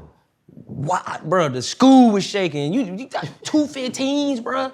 Bro, I ain't way over 100 pounds, so I got like 19, so I'm like every bit of 97. So when that bitch wild, I'm wilding with it. Wild. We in the car, wild. I'm telling the nigga, hey, you can turn this shit down just a little bit. Like, boy, what? This shit is rattling, boy. Bruh. But that was the days, man. I Swear. love that shit. Next question was, which night is best to hit Magic City? It was 100%. Of course. Monday. Going to day shift, though. Top Atlanta rapper. Yo, homage got Westside T.I. I know everybody say Future. Future. It was I know. Future. The second was Lil Baby. I know. Because it's a, you I know. know. I already knew it. You feel me? I knew it. Which lounge are you going to on Friday night? But who has the most hits? T.I. He's been in the game long. We talking about international. I ain't saying that they ain't, but Yeah. I'm just saying international and man, crossover. Yes, sir. You talking about hit for hit. And I done been to both concerts. I'm just letting you know, man. Ain't nobody fuck with T.I., man. He one of them niggas that he like being played with. He like, play with me. Matter of fact, I'm gonna show you how to do music. I'm gonna show you who do music, and I'm gonna show you how this music be timeless. It sound better than the shit you hear today. And I gotta play, and then I got music y'all niggas forgot was my shit. Like real shit. Y'all niggas tripping, bro. I swear on everything, but the boy got almost like a, I don't wanna exaggerate. I don't wanna exaggerate now. I promise you on everything, bro. It's hard for one of his shows to like, you know how some folks show like this. Yeah. It's hard for his shit. It hard. It hard. Cause he wake your ass up. He be like, they think we done, partner. And you be like, you ain't done? God damn it, I forgot that was your shit too. Right. Bro, the nigga got like a 70-track playlist. Back, All bangers. back. Bro, it's ridiculous, bro. If I go to his concert, bro, I can't even go. I be screaming word for word for shit. Like real shit. Word. Cause the I'm Serious T.I., the Paper Trail T.I., the He don't even give King, you the bangers that you may want to hear. Like, he gonna give you them bangers and then slip some more shit in. You be like, God, I forgot all about that shit. And them shits be, and he can cater to any crowd. No, for sure. For sure. And it just hard being a nigga like Tip. Like, it hard. I don't care. You put any artist, any Atlanta artist against T.I. in a versus, that's why he haven't done one, bro. No, he can't. He hasn't done one with anybody else either. But you It's can't though. hard. He's one of them underrated. It's hard. No, I don't think he get a lot. I had T.I. here. It's hard. I don't Lil think. Wayne, of course. Yes, but when you talk about, first off, That'll be the only one for Atlanta should be its own country. Cause We the mega. It's Wakanda. We the mega. Like when you got folks that come from other states and other cities and come to Atlanta and they realize how black it is, and you black. start like it's a whole Black on black, black on black on Like, black on black. Real talk. You talking about, you got songs that cater to the streets. You got songs that cater to the corporate. You got how to hear, how to Right. there's a hoes and like that right there. We can go When back. he play that shit, bro, them folks lose their goddamn mind. Just that little boy, how you do How it? to It be 10,000 folks talking about, There's a car, don't know there's what the a hell car. she said. Just live your life. Hey. They just be happy, bro. I'm like, bro, get what? He ain't even got to the gangster shit yet. He Dope just boys got in the started. trap. Hey, He just got started. Nigga, wait. What? Money, cold, cars and What? clothes. Come on now. That's all my. Come on now. But shit, when you play, Huh? I just fucked you a bit. And some Gucci. Future, bro. It's different. It's different eras. Different ages. It's a different. That wouldn't be a nice matchup. It wouldn't be a T.I. versus Future. You'd be like, why? I don't even want to see that, and I'm from here. Put It a would future. discredit. Put a Future versus. Don't know. But then Future hold his own. He wouldn't be able to be with nobody. You can't, though. It's, See, it's that's hard. see now we're having debates like subjective debates. It's like hard. Kobe and LeBron. Right, it's hard. Like those, everybody has These one-on-ones, you really don't want to see because because you know they it's a possibility that they can beat each other. like real talk, and it's gonna deface when I think what was so needed for the culture when Jeezy and Gucci had their, it was so much that they left off. Like that versus it. First off, it wasn't safe. Whew, thank you. You said it. Like, Oh my. but I mean, I respect them both because at the end of the day, I'm not gonna speak on nothing that I don't know nothing about and no nothing. I just know they had a disagreement. Just put it like that. it's strong, and I'm glad both of them are here today. And I'm glad they're here today and they was grown men to be able to squash whatever they got to squash. And if they can be friends, we can just be proud of the situation. Boy. Yes, Lord. We just gonna leave. Yes, it. indeed. Say that. Which lounge are you going on Friday night? It was unanimous that Fellowship ATL was really the 100% unanimous decision. Come on, man. The fact that I gotta get you there. We gotta get you there, DC. The fact that I didn't get all on right. No. I'm talking about fellowship. Oh, okay, Like, okay, you yeah. gotta come on down to fellowship. Like you can't. We'll let you in with you know what I'm saying, the Marberries. Oh, okay, yeah, cause these Stephon. You see what I'm saying? Stephon Marbury, ain't nobody in the United States got these. Yeah, they're hard though. Yeah, but my boy Stephon. Yeah, they look like Appreciate you, my the boy. DCs. Damn, the skating shoes. Yeah, Stephon did his thing. Yeah, the whole hard. See that? Yeah, ain't nobody in America got these. Smell like. Thank you, senor. Senor. And last question was, I-85 North or I-85 South? Talk your talk. Where we going? You said I-85 South. Come on now. Survey says that was the most popular. Come on, I'm really I-20 West nigga though. To be real. Ain't too many exits on I-20 West before you get the car. You know what I'm saying? You dig? Once you pass Fulton Industrial, I don't really know what the fuck that I-20 West talking about. Yes, sir. CC flag, but I get scared. Yeah. When you pass Fulton Industrial, boy. you out there. What that is? I think it's Riverside. What that shit is? Riverside. You see Lafayette, Riverside? Lithia Springs. Come back. Yo, yeah, that Wi-Fi. Listen. You lose a bar from the On Wi-Fi. that, I think that I-20 West, when you go around and you see I-75, I-75 South, I-75 North, and when you hit No, that that's corner. 285. You talking about 285. Okay, you on 285 and you go around and you hit that curve and you about to go on the east side. That little curve around. Yeah, you But better my be car don't cautious. even hit that curve. better be But my car cautious. be like, boy, U-turn. But you're going too far. Nigga don't even know that was out. I probably went like 6, 7 exits. That was my life, like my broad and how it was, my horizon was that far. Snap finger was the farthest I've ever been. That was huge, boy, that was too far. Snap finger, Panola Road. You see that Wesley Chapel? But you see that long ass split on Wesley Chapel? That shit almost 2 miles. You like, when I'm gonna get off the exit? Ain't no exit. Ain't no exit. Ain't no exit. Listen, as we get into the whole second phase of this whole thing, bro, I want to be very cautious and cognizant that really we know DC for comedic relief.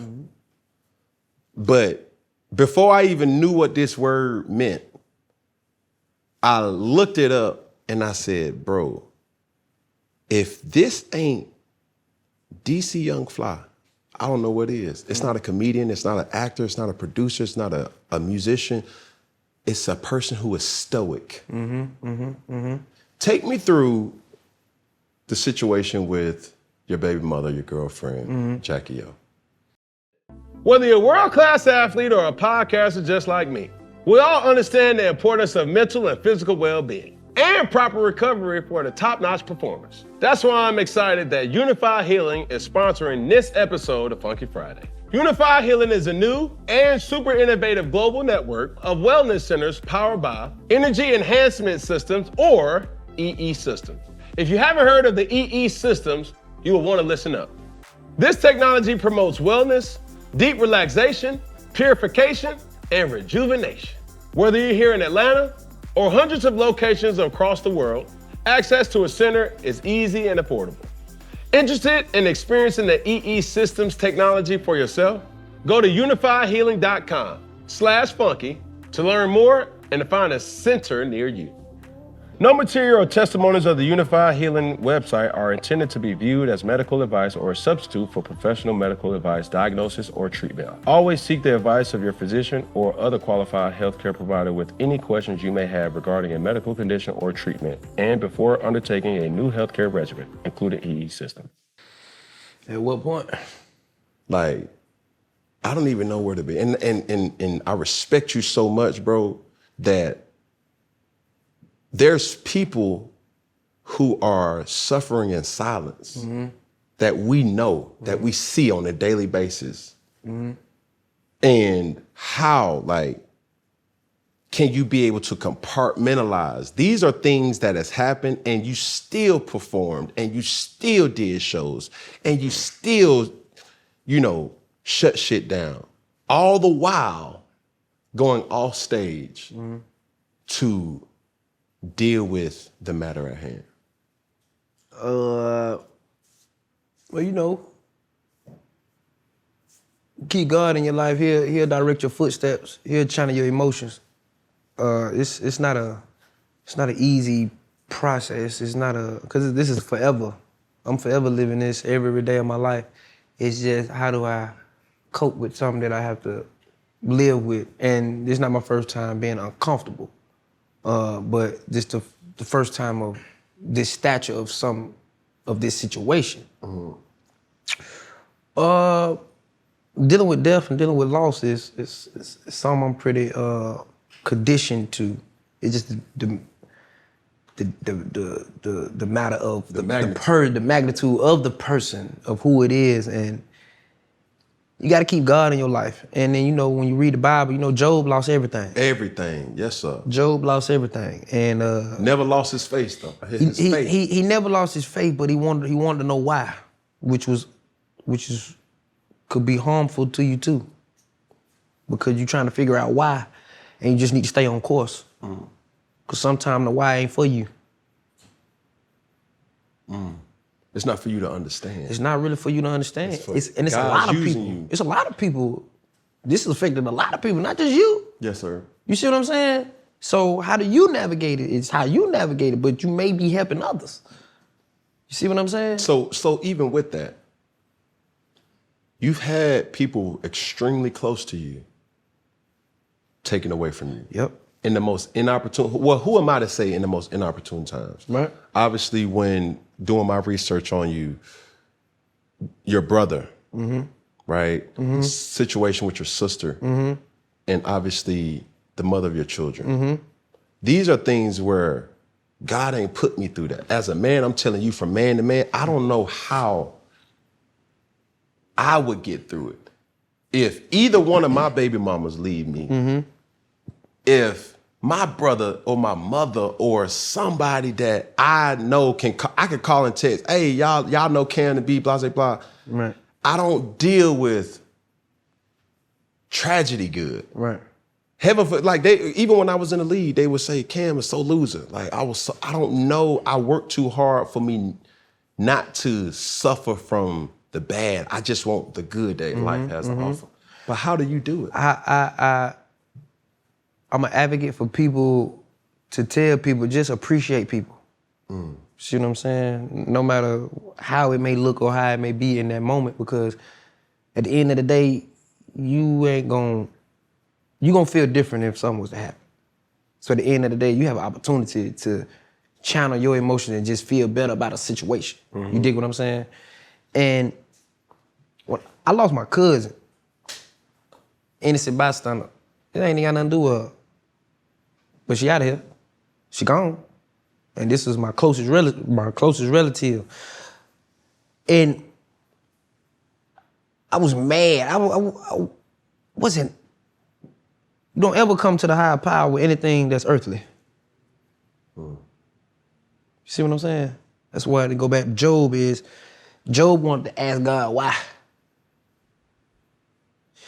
And people was telling him like, man, God is real and woo. And he was still waving them off, saying how he wanted, saying how he feel. Instead of telling them, hey man, keep God first, man, no matter what you're going through, man. You keep God first, you keep going. You keep pushing.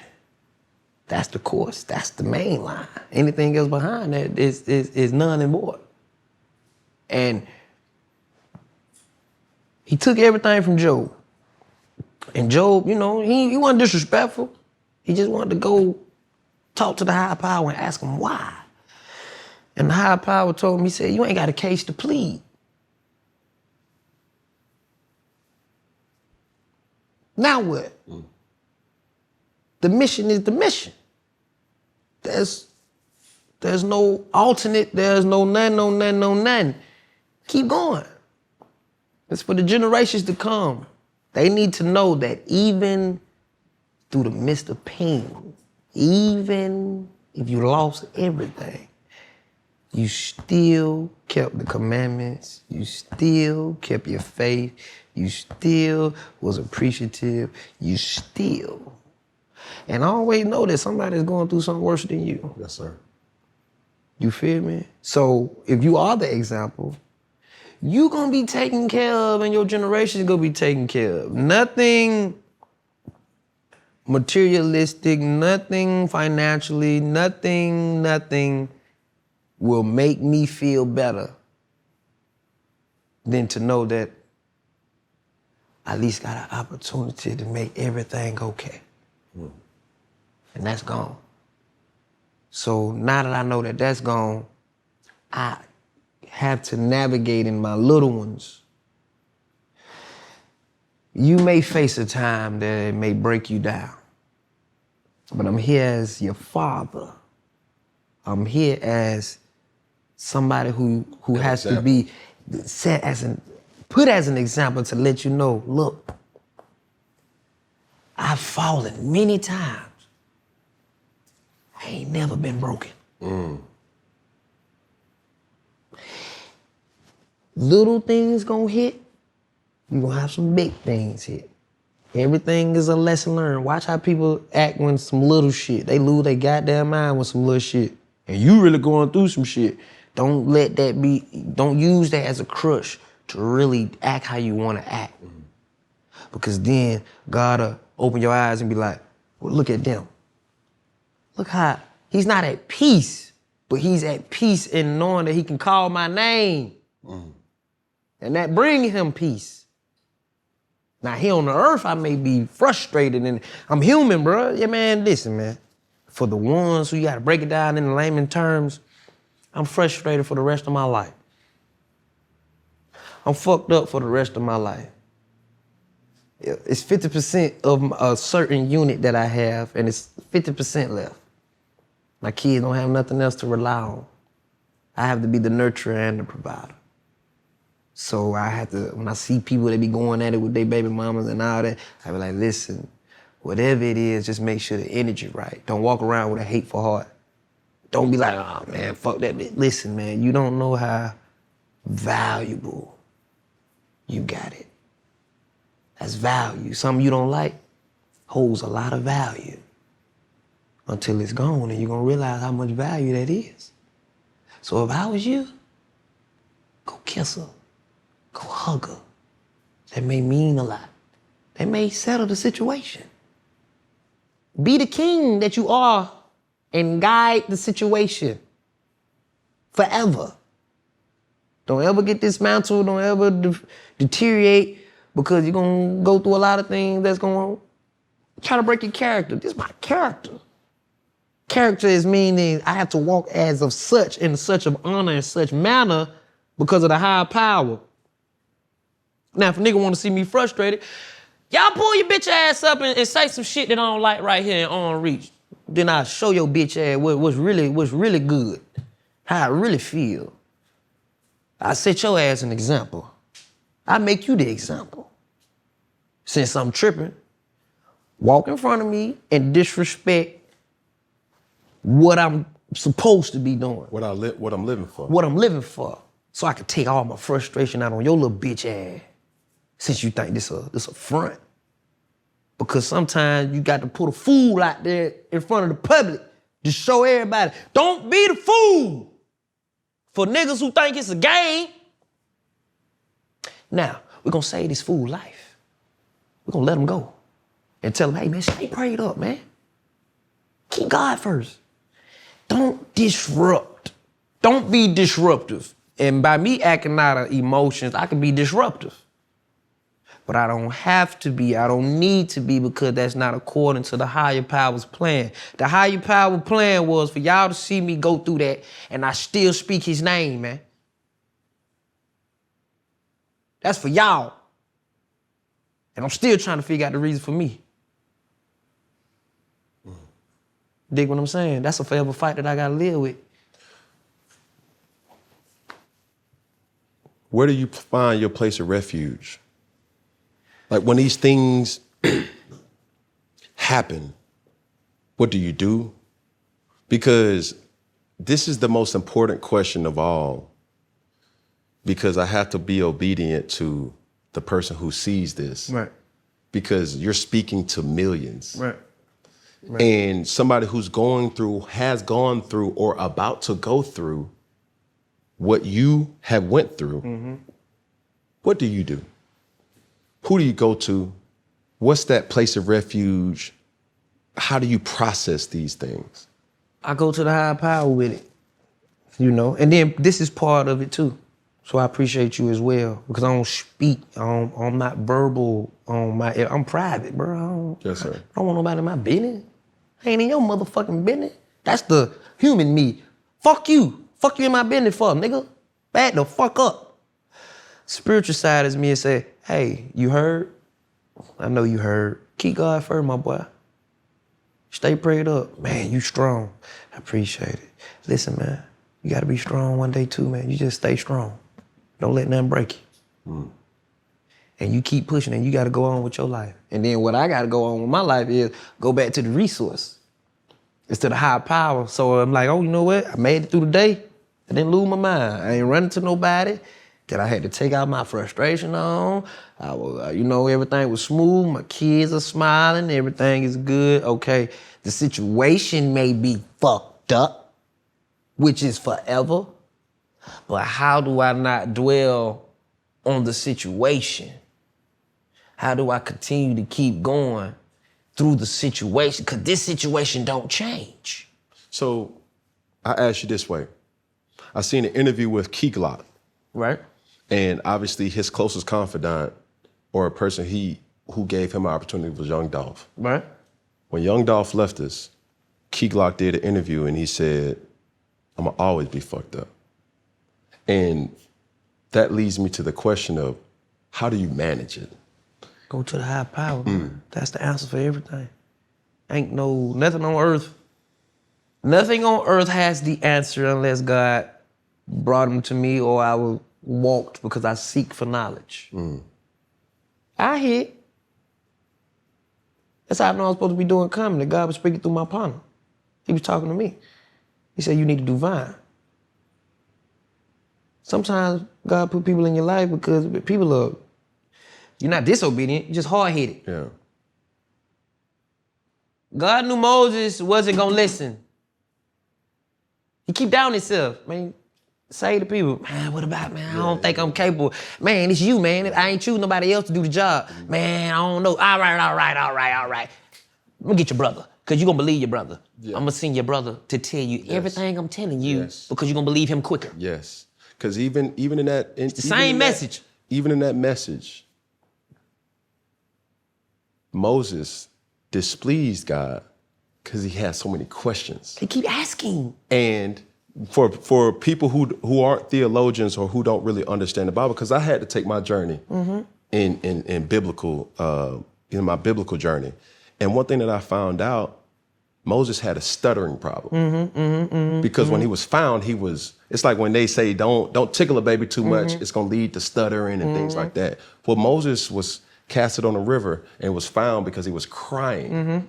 And if I'm supposed to lead my people, God, how can I tell the message if I stutter? He said, I'm gonna send your brother. Tell your brother who understands you the best. Tell him what I'm telling you, you're gonna be my messenger. You tell that person. And alienation, that's when the bush kind of burned. It was like, whoa. Like God was basically saying, why do you keep questioning? I got you. I got you. So when you're leading, it's not for you to ask why. It's for you to understand God just using me. And that's the bigger message. That's the bigger message. Because nobody knows how they're gonna lead. I don't know how I'm gonna lead. I don't know. That may be a lesson for another motherfucker. Dig what I'm saying? We talking about speaking real now. Yes, sir. Don't nobody know. So it's to the point where it's like, you just want to make sure that you instill, because that's the main thing in the Bible, man. They just want to make sure, like, do you believe? Walk it, talk it. You'll be all right. You're gonna get tested now. That's when that all that stuff you talking, and you walking. We're gonna see. Your car gonna get pulled. We're gonna see if you really about that. Yes, sir. You about that? We're gonna see. And this one of the ones for y'all to see me go through. I done been tested plenty of time. In front of the world. I'm in front of the world, but it's so intimate that it's like, it's my unit. It's my unit. My unit ain't a full unit. I done been without, but I ain't never not have an incomplete unit. This is different. So now I look at a woman differently. Wow. I look at people who have units differently. I look at anybody that's forever. When it's forever, you gotta make sure in your best interest that the energy is always correct. Be appreciative. And at the end of the day, just love each other. Because, yeah, they can be here today and be gone tomorrow. You gotta understand it. Now I'm bringing people into my personal life. Because these are the things I think about when I'm at the house, smoking and shit. Hearing my children say mommy and shit, you know, I'm like, I heard you. Oh, they said it multiple times. I heard. My girl cried when Vanessa lost Kobe. Jacky. My girl cried for Vanessa when she lost Kobe. Empathy. She like, that's sad. I'm like, yeah, baby, I know, baby. It's crazy, you just gotta pray for him. Not knowing. My turn. We don't think of these things. This is everyday. This shit real out here, man. Folk think this shit real. Nigga, you can lose your mind about this shit. And that's not how I'm doing ain't the norm for the conformed people. Yeah. It's the norm for the people who know what I'm talking, who know how I'm walking. Because you know it's greater on the other side, and the other side is eternally, knowing that when you meet your Heavenly Father, I want to be able to not ask. I ain't really got a question. I know deep down inside, I was obedient. Every test I've been put through, I stood tall. Every test. Every motherfucking test. Every test, nigga. Anything that I've been tried on or had to face, nigga, I've been tested, nigga. Stood tall on that shit. You feel me? So it's just one of the ones, and it's like, who can't go to nobody human form and ask no goddamn question. This shit is beyond me or you. Yeah. Me or you. And how do you make sure that the people behind you or the people that's with you understand it? Cause even when I'm paying attention, and this, you know, life is life, man. Life is life, man. And it's like, I don't have no control over it. I only have control over how I react to whatever I'm faced with. And you know, for anybody cause I done had people to DM me and said, I done lost people. You done helped me to understand what's going on. I'm like, look, bro, it's the only way you're gonna get through anything in life. Google ain't got the answers. The internet ain't got the answers. If you don't have a relationship with the higher power, bro, you can easily be tripped. And what I mean by tripped is lose sight. By me staying on course, I don't lose sight. When you say, I gotta go on stage, I put all my passion and everything. I'm a Renaissance man, so I put all my passion on stage. So when I'm talking about a female, or when I'm talking about a loved one, or when I'm talking about anything, I got something to draw it from. So this ain't fake. And then plus I know I got a platform to tell y'all for real, how I really feel. Now I get to let you know God is in the situation. Because if you ain't got God in your life, man, let me tell you something. You can easily be tricked. You can easily trick yourself off the street. And we human. When I go home, These are the things I make sure I keep intact. So when I go out in the real world and I have to deal with somebody who don't even really know what really going on for real, I know how to navigate. I know how to not let something so small tick me off. Or I know how to deal with that. I've been mad before. My cousin died. That was the maddest I ever been in life. In life, nigga. Nobody ever can get me that mad. Ever. You might get me frustrated, but you never get me that mad. Me losing my girl is saying, be appreciative.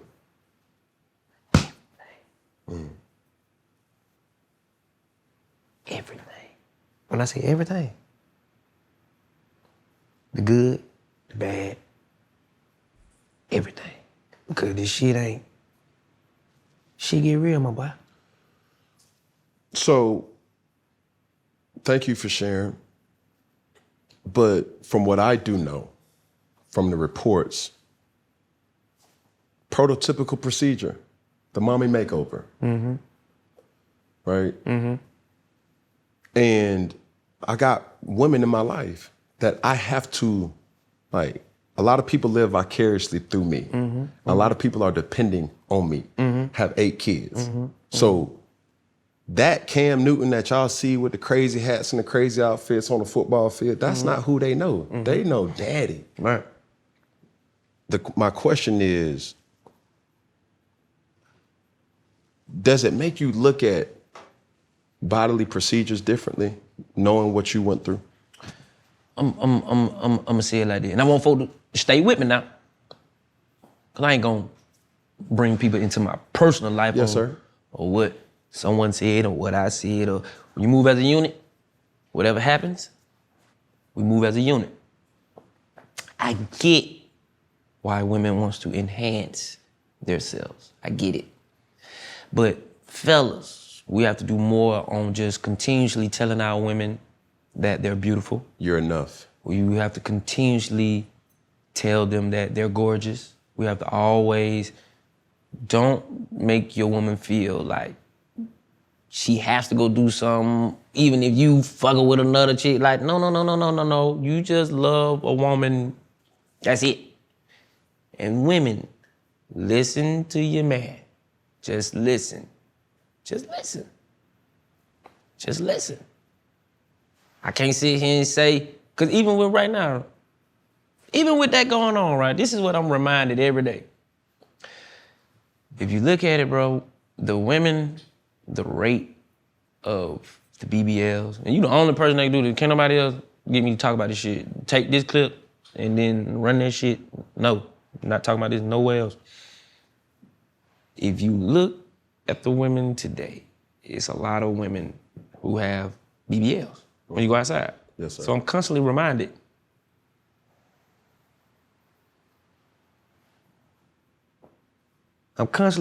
Like, they made it.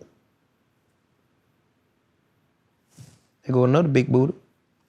She made it. Go in the club. All these motherfuckers in here made it. See what I'm saying? Mm-hmm. So you just gotta continue to go through the stages and understand that that's just how it is, my nigga. Shit. You got the rest of your life and the rest of all the other life, man. What you gonna do with this, from this situation? Just stay prayed up, stay working, stay moving. Because I'm not finna sit here and tell somebody don't do what they wanna do, don't do the rule, no. But if you got a woman, just continuously to tell her that she's gorgeous, continuously to tell her that she's beautiful, you feel me? And whatever happens after that, it happens. People make decisions. As a unit, you have to live with that as a unit. So I can't even sit here and say, oh, I'm against nothing, oh, I'm with it. As a unit, I took a loss. You see what I'm saying? And as a unit, I just want people to move as a unit. And whatever happens or whatever, because she did get her titties done. So I did have a sense of Okay. Well, you know, that worked. See what I'm saying? I never was. Conscientious. I never really. I can't even sit here and tell y'all how it happened or what that week. That little week period. Matter of fact, really 2 days. It was really 3. It was the day, then the day, and then the actual that shit. And it was just like, you know, that's something I got to relive every day. Every day. Them last 3 days. It's something I got to live with. Something I'll never tell the world what happened or what the conversation was like or whoop. But it's just something I got to live with. But as a unit, nigga, we got to stand on that as a unit. And I'm here to tell the world, as a unit, got to keep God first. Stay prayed up. Stay moving. Don't let your character get broken. Ain't no pointing fingers. Ain't no. This is a forever thing. Because she was beautiful. Gorgeous. Hands down.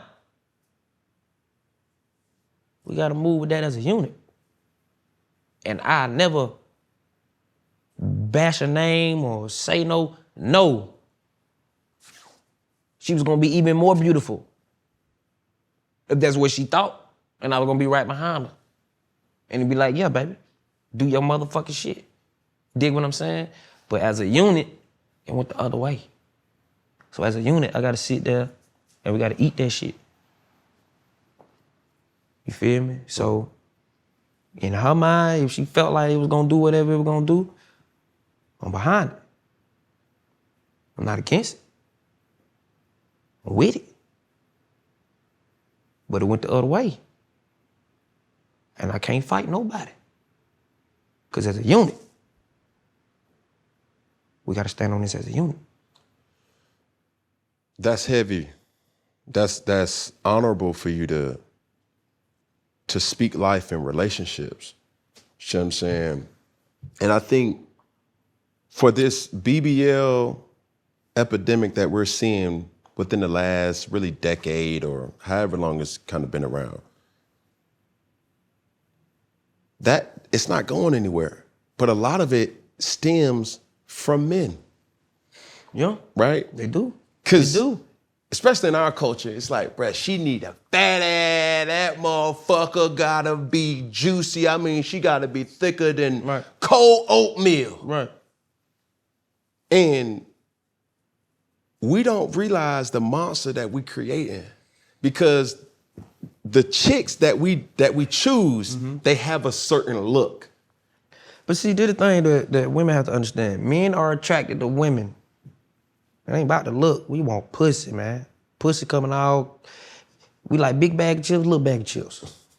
We like chips, man. Yes, sir. But like Pringles too. We ain't know they came in cans. You feel me?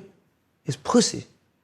But what men, as kings, have to do is learn to appreciate a woman. So they won't have to be thinking psychologically in their head to go achieve, to be appreciated. See, that's all they want to do. They want to be appreciated. They don't want to be accepted. You're preaching. They want to be appreciated.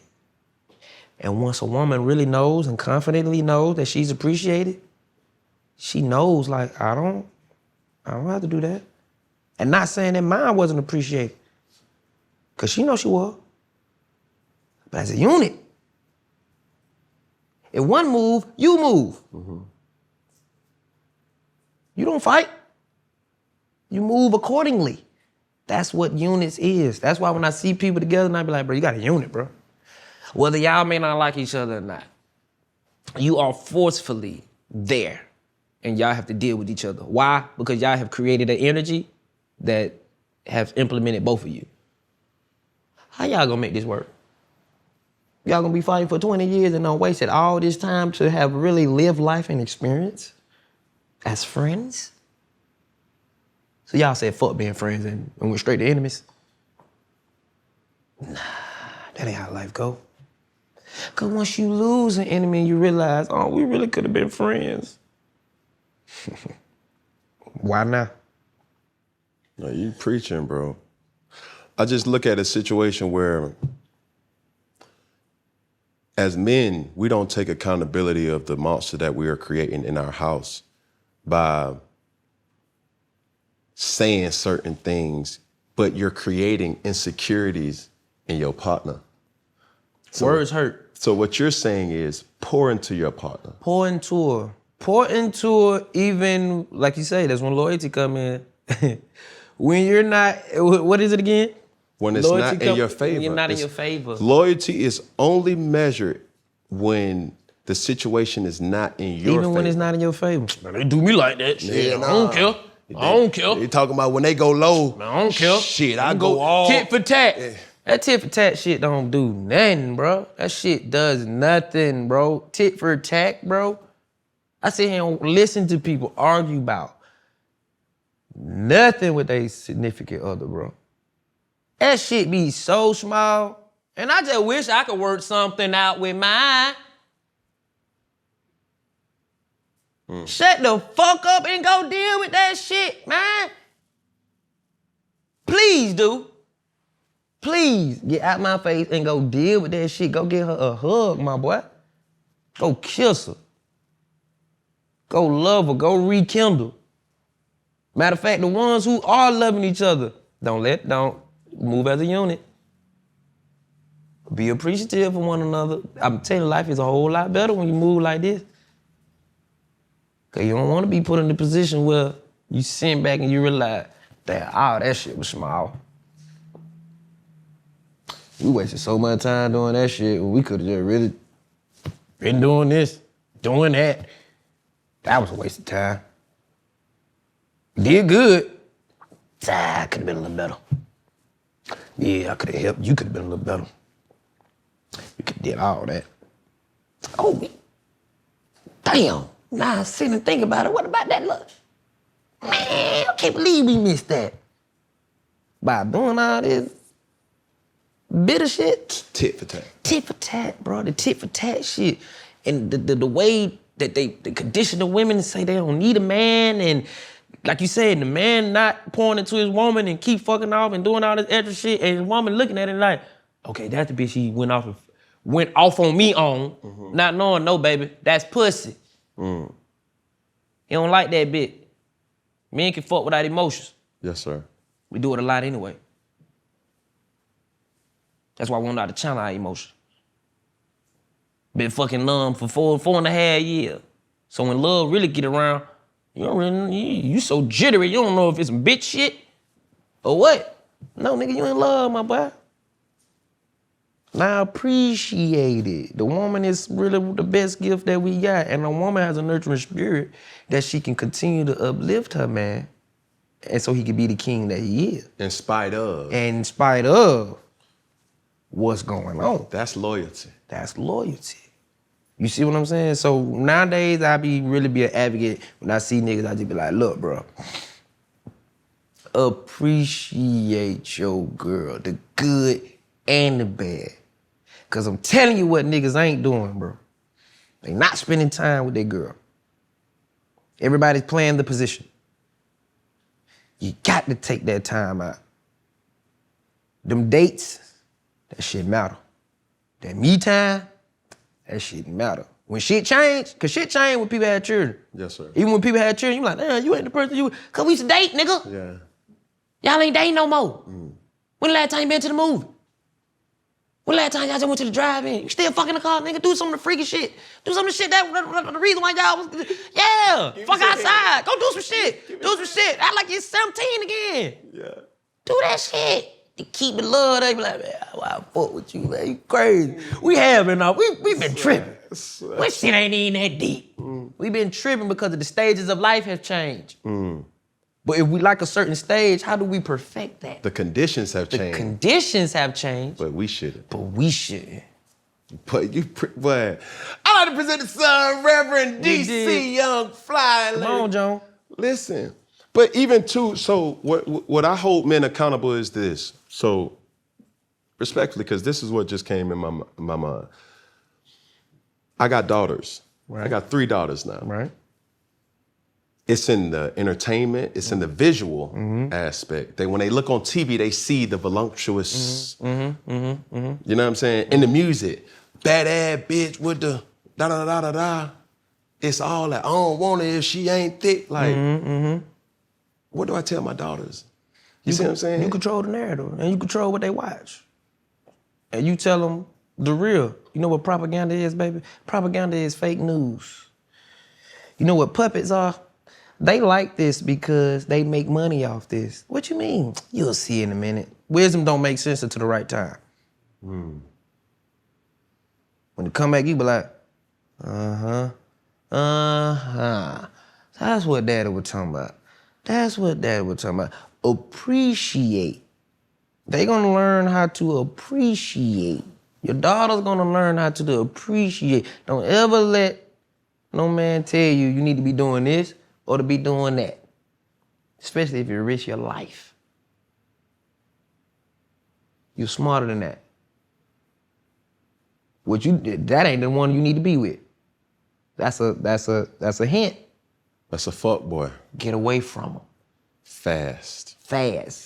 And not even dealing with that. And risking your life with anything. Because a king wouldn't dare ask you to risk your life. He'll risk his before yours. You understand? That's what a king does. I risk mine. Provider. I'm a provider.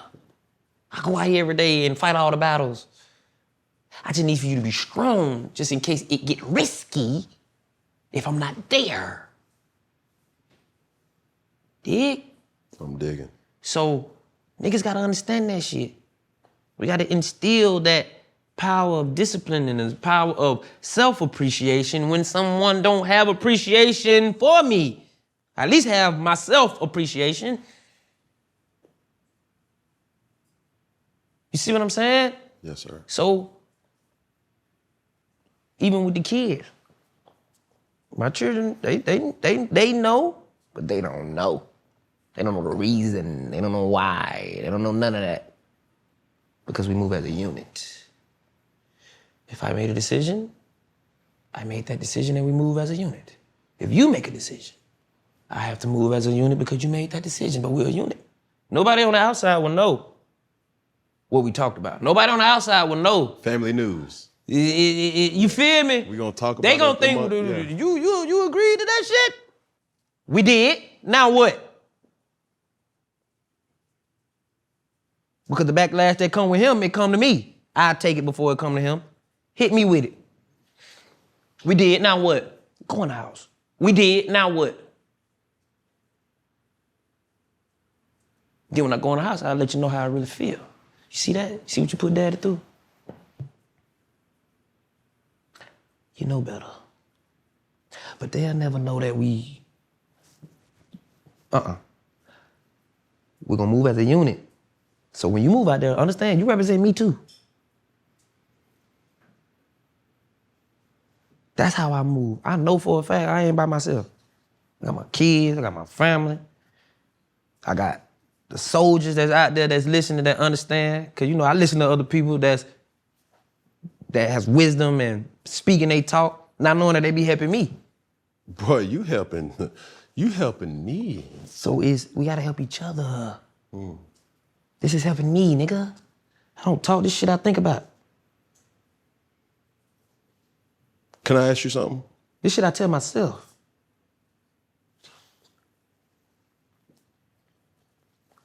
I feel like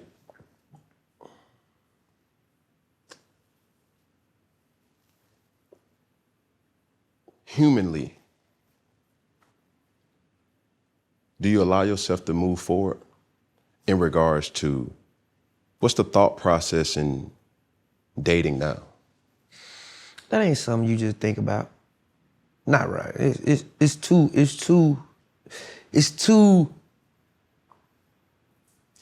too fresh. And then, like you said, you got people who don't understand. And then fuck them. If you don't like it, bitch, I done told you, he go to line. You come right here and you speak your, go ahead and state your case. So I can give you a good judgment, good verdict. It's to the degree where, like I said, I appreciate a woman now. Appreciate my mother. Appreciate my auntie. I look at my daughters like, y'all's beautiful queens. My son got her face. I appreciate my son. Like, damn, it's things, it's like small shit where it's like, I know she would have liked that shit. And we would have been here talking about this shit because she don't like you doing that shit, but it's just something to just talk about. Just something to start a conversation. A me versus you type shit. You feel me? It's just, I'm more so appreciative on that aspect when it's like, I'm not worrying about dating. I mean, I'm gonna try the women all day. That ain't, it's pussy, it's pussy. That ain't shit. But you gotta think about the future of a unit. If I ever get another unit, oh boy, I know what to do with it. Know what to do with it. Man, I know what to do with it. Listen here. So everybody knows, my situation in regards to just had a daughter that come into the world. Congratulations. Thank you. But for her, we were dating for 3 years. She never met my kids. That's understandable. Because for her, she never questioned it. She understood like, oh, he don't play by his kids. And anybody who knows me, I done lost friends. I done lost people because they was not able to understand I'm not that version of me that you once knew me as. Bro, I'm a dad. Last night, literally last night, my children had a track meet. I'm not the dude that's gonna have my nanny out there. Only time I do that is if I'm doing this, if I'm working. Right. I'm a hands-on. And I'll reschedule this if I can. Come on now. Come on, talk to somebody. Like, yeah. It's not a practice that goes by. There's not a game that goes by. If I'm not available, I'm not one of these. They the priority. Will always be. So for me, going through that transition of like, yo, baby, you got to understand, like, that's sacred to me. Like, you don't get I'm not one of these parents. Now, to the parents that do it, that's cool. I don't judge them for that. But for me, family is everything. I don't let you inside my palace to meet them. Right. That's earned. Right. You got to prove to the king Yes, sir. that you are worthy to meet them. Yes, sir. And that process, those were all tests. And I was dating prior to her. And I lost women. That was just like, hold on, you mean to tell me you going to do this with your kid? I'm like, baby, I'm a hands-on dad. Bye-bye. Like, I can't do this. Like, I'm gone. You want to go here? Cool. That's your go. unit. I got to go. Like, my daughter got a recital. That's your unit. People Nobody should don't- come in between your unit. Come on. And that's what I had to find out. That's your unit. If you don't understand that, you can't understand me. Because now you're trying to disturb the energy that I got going on with my unit. My unit is already solidified. It's my refuge. This is my home. Yeah. And she knows I'm dating. I'm speaking on your behalf. Yes, she sir. knows I'm dating. You don't get mad at me because I'm spending time with my unit? Yes. Let me tell you something. I have nothing that keeps me here. So this is a sign of saying, get out. I would rather build with my unit versus building with somebody that I have nothing with. Outside of vagina. Coochie is, listen, I got a ding-ling, you got a coochie. It ain't hard to find what you want, and I know for you, it ain't hard to find what you need. What are we talking about here? Besides that, you're getting mad because I'm spending time with my unit. In your head is more so the chick Yeah. that I got a unit with. That you mad because we over here chilling and having a great time. Building. We're not having sex. And if we did, nigga, what?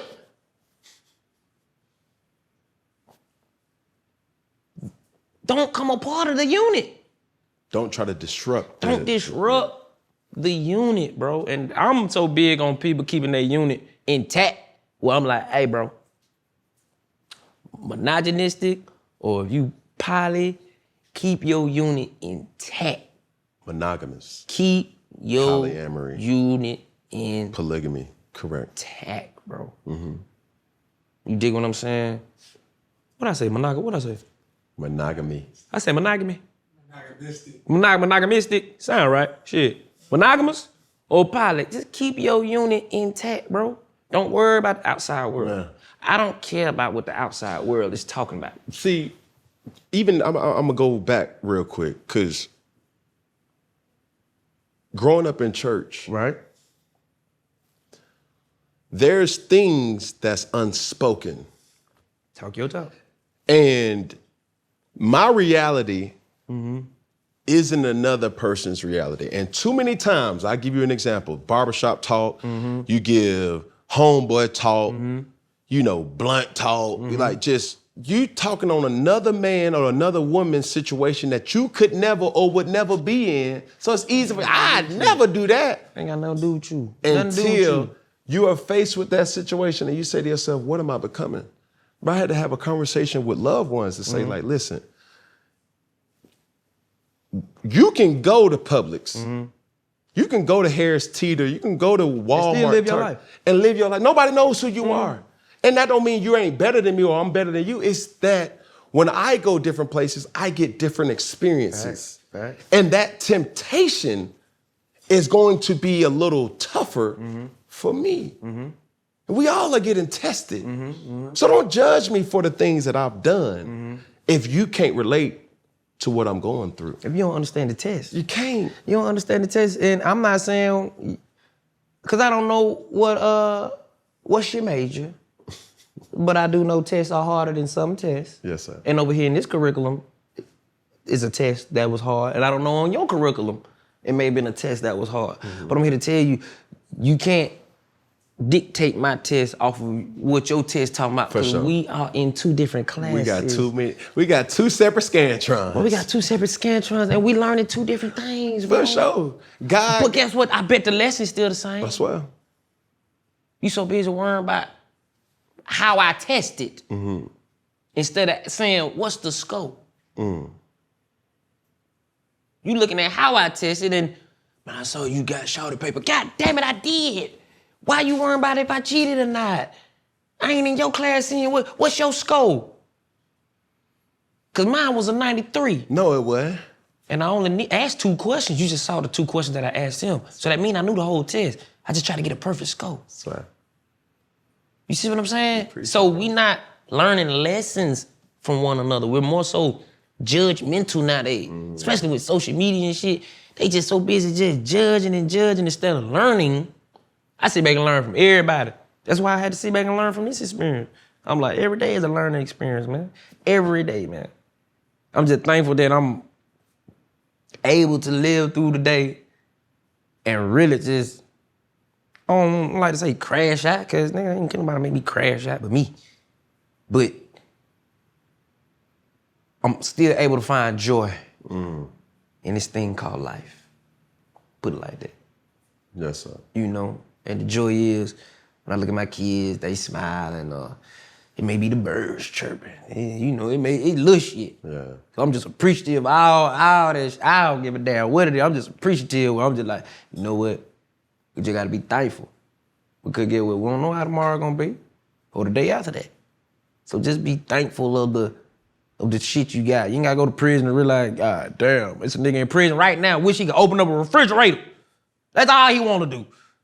See a little milk carton in the refrigerator. He Step like, outside. well, that did justice to my soul. Why you gotta go do 30 years just to be appreciative of opening the refrigerator? Be appreciative now. Cause I'm telling you, it's somebody that wants your shoes and you don't want to lace them up. They'll take your shoestrings if possible.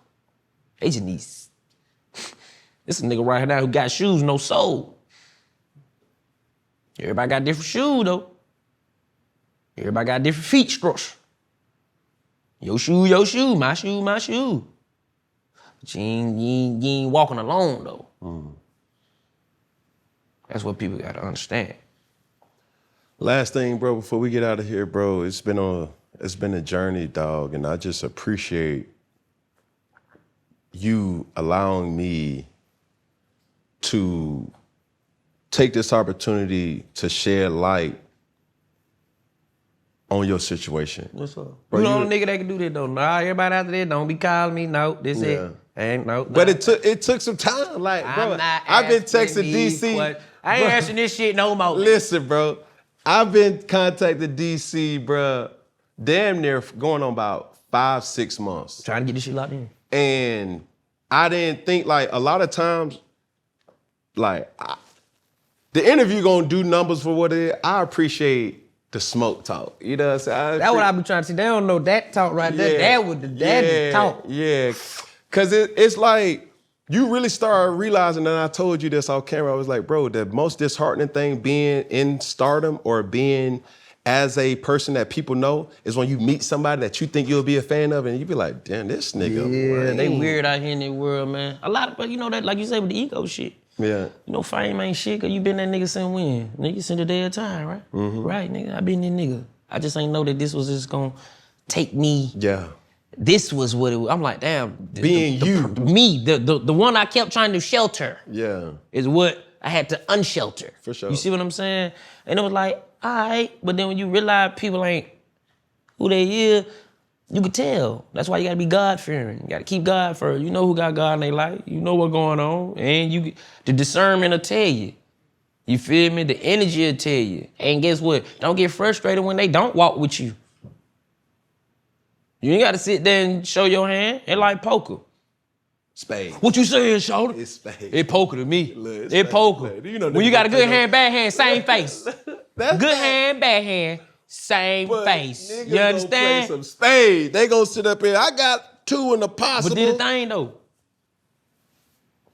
I'ma always feel like my 2 in the possible may be the books to win. Now you preaching now. You been preaching. You feel me? If you need help, if you telling me you got the other 4, well, bitch, I got the ones that's gonna spank them. And since I know you got 4, it's gonna make me use my other 2 a little differently. Sorry. Now I'm a finesse the whole game. Jump out there. Jump out there. You gonna I jump really in that lied back- by 2 books. Hey, I got 4. Bye. Hey. Never let your left hand know what your right hand doing. Bye, nigga. 5. I had 5 books. Hey, You lied. You overbooked yourself. 5. Somebody gonna renege. Hey, you talking about, well, possible could be anything. Good possible. Man, I had 2 and 4 possibles. Hey, I you lied. talking I about- had 4 books, 1 possible. Stop playing with me. Look. That's how life works. What's next for DC, bro? Man, DC, man, you know, I'm an executive, man. You know, we're gonna keep pushing. What you say? Talk that talk, DC. How can they end? Man, I'm executive, man. You know, we in a position to be like, you know what? It's time to give the people what they really want to see, what they really want to hear. And that's just great content, you know? And I'm partnering up with people, I'm making the right connects, you know what I'm saying? And we getting it together. More 85 South. Yes, sir. More touring. Make sure y'all catch them We The Ones tour out, you know what I'm saying? 85 South tour just posted. More Wildin' Out. Celebrity Square, you know, we want an NAACP for that. You dig what I'm saying? I keep God first, you dig? And 85 South want an NAACP. And we technically want another one with Wildin' Out, so we really 3-peat. Yeah. But they can only put a certain amount of names on the at ballot. But you know, we really 3 times, but we'll take the 2. Talk that talk. Talk that talk, Cam Newton.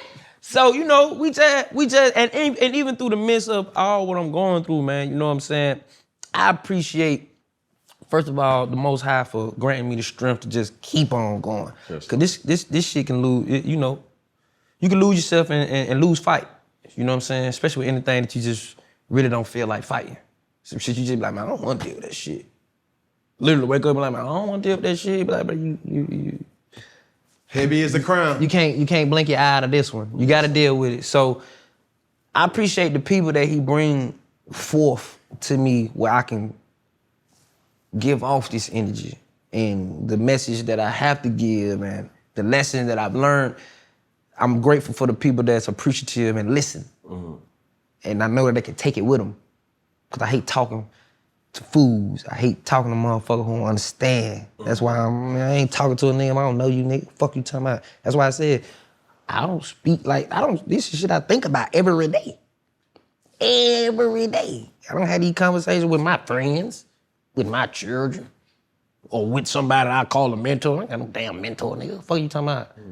I learn from niggas, but nigga, I ain't sitting here calling you big bro. No, I'm not doing all that. Going to the higher power. Guide me to who I need to go listen to. Guide me to who I need to go either just sit with or have a conversation. I ain't got to speak about what I'm going through. Just talk. I want to hear him talk. I want to learn something. I can grasp it. I can take it with me. You see what I'm saying? So I appreciate my fans for just rocking with me from day one, man. Because even when I'm on the stage, that's my safe haven. That's my safe haven, man. Everything goes away. When I'm on stage, everything goes away and I get to create my space. And my space is, you know, telling them my journey, keeping God in my journey, you know what I'm saying? And I'm able to create and watch people go on this emotional ride with me. Like I be seeing the faces, I be watching people, like I'm real big on energy. Like people don't even know, I ain't gonna say it, but when you come to them, we the ones they know. Anybody who been watching me on stage, I already been knowing. Like, they been watching it. I'm not playing with y'all niggas. I'm not playing with y'all niggas. I'm not fucking playing. I'm you guys entertainer until you can't have me no more. So for however long I'm here, best believe, nigga, it's in my duty to give y'all this work. I'm gonna give y'all this work. It's mad. And just know it's magnitude when it come with this shit. It's not just no nigga shit, just no hoopity blue blah. No, nigga. It's so much that come behind this shit, my nigga. Cause guess what I could be doing? Not talking to you motherfuckers and not giving a fuck about how none of y'all niggas feel in your everyday life. I can keep my own shit to myself. I ain't got to tell you about none, and all y'all niggas can crash to a fucking brick wall. But what that does, the higher power want me to do the total opposite. He wants me to be with you guys. He wants me to talk. He wants me to spread the message. He wants me to be the example. Because if he didn't, I wouldn't be in this situation in the motherfucking first place. But now that I am, here you guys go. And whatever you're going through, I'm letting you know that's the recipe. And you can cook how you want to cook, but I'm just letting you know, don't add no ingredients and don't take none out. That's the recipe. So, dip your hand in it and you realize, tastes good, but just know, it get hot in that kitchen, boy. And everything may not work properly. But you still gotta cook. And guess what? People gonna be coming with plates out. And they gotta be fed. They gotta be fed. Whether you wanna go sit down and eat a plate yourself and realize ain't nobody to cook for you, you the chef, dog. Keep cooking.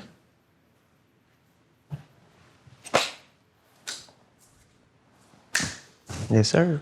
Keep God first, y'all. Boy. As we end things here at Funky Friday, can you follow instructions? Y'all can follow instructions. Say left. We're gonna start with this camera, and then we're gonna go to that camera, and then we're gonna finish with that camera right there. And when I say all together, we're gonna say one love. One love. So it's like one love, one love, one love. No, You gotta follow the instructions. I just did. Yeah. But following the instructions before the instructions is given, Okay. and then Well, just let me know when the instruction part comes. I'm trying to see that crim. You know, y'all niggas been bad. Listen, I graduated type 11% of my class, so you can't do that crib shit with me. Even though it was 75 people, I still was type 11. Show damn well. They let a new nigga come and transfer just so he can get his credits and boot me out of the top 10. I said, you son of a bitch. Nigga didn't even go to school there. He just came there to graduate and walked on stage. You motherfucker. So, when I say all together, I'm gonna say one love. One love. One hand out. This way. This hand slow, cause I got stabbed in here. I'm gonna have to use them. One finger. Yep. One pinky. One thumb. All together, one love. Okay, see. All right. Was that it? But you got to do it with me. I did. Oh, okay. I'm like. When I say all together, we got to say one love. Okay, bitch. Say no more. You ready? Yeah. One finger. Uh-huh. One pinky. Yeah. One thumb. I put the thumb up on this one. We got to do it again. Oh, Jesus. Yeah. The way my hands is, one move, all on move. It was like, yep. I was like, all right. The unit. I never did this before. The unit. I never did this before. Get your unit right. Come on. One finger. Mm-hmm. One pinky. One thumb. All together. One love. Yeah, ladies and gentlemen, Reverend Apostle DC. Come on now.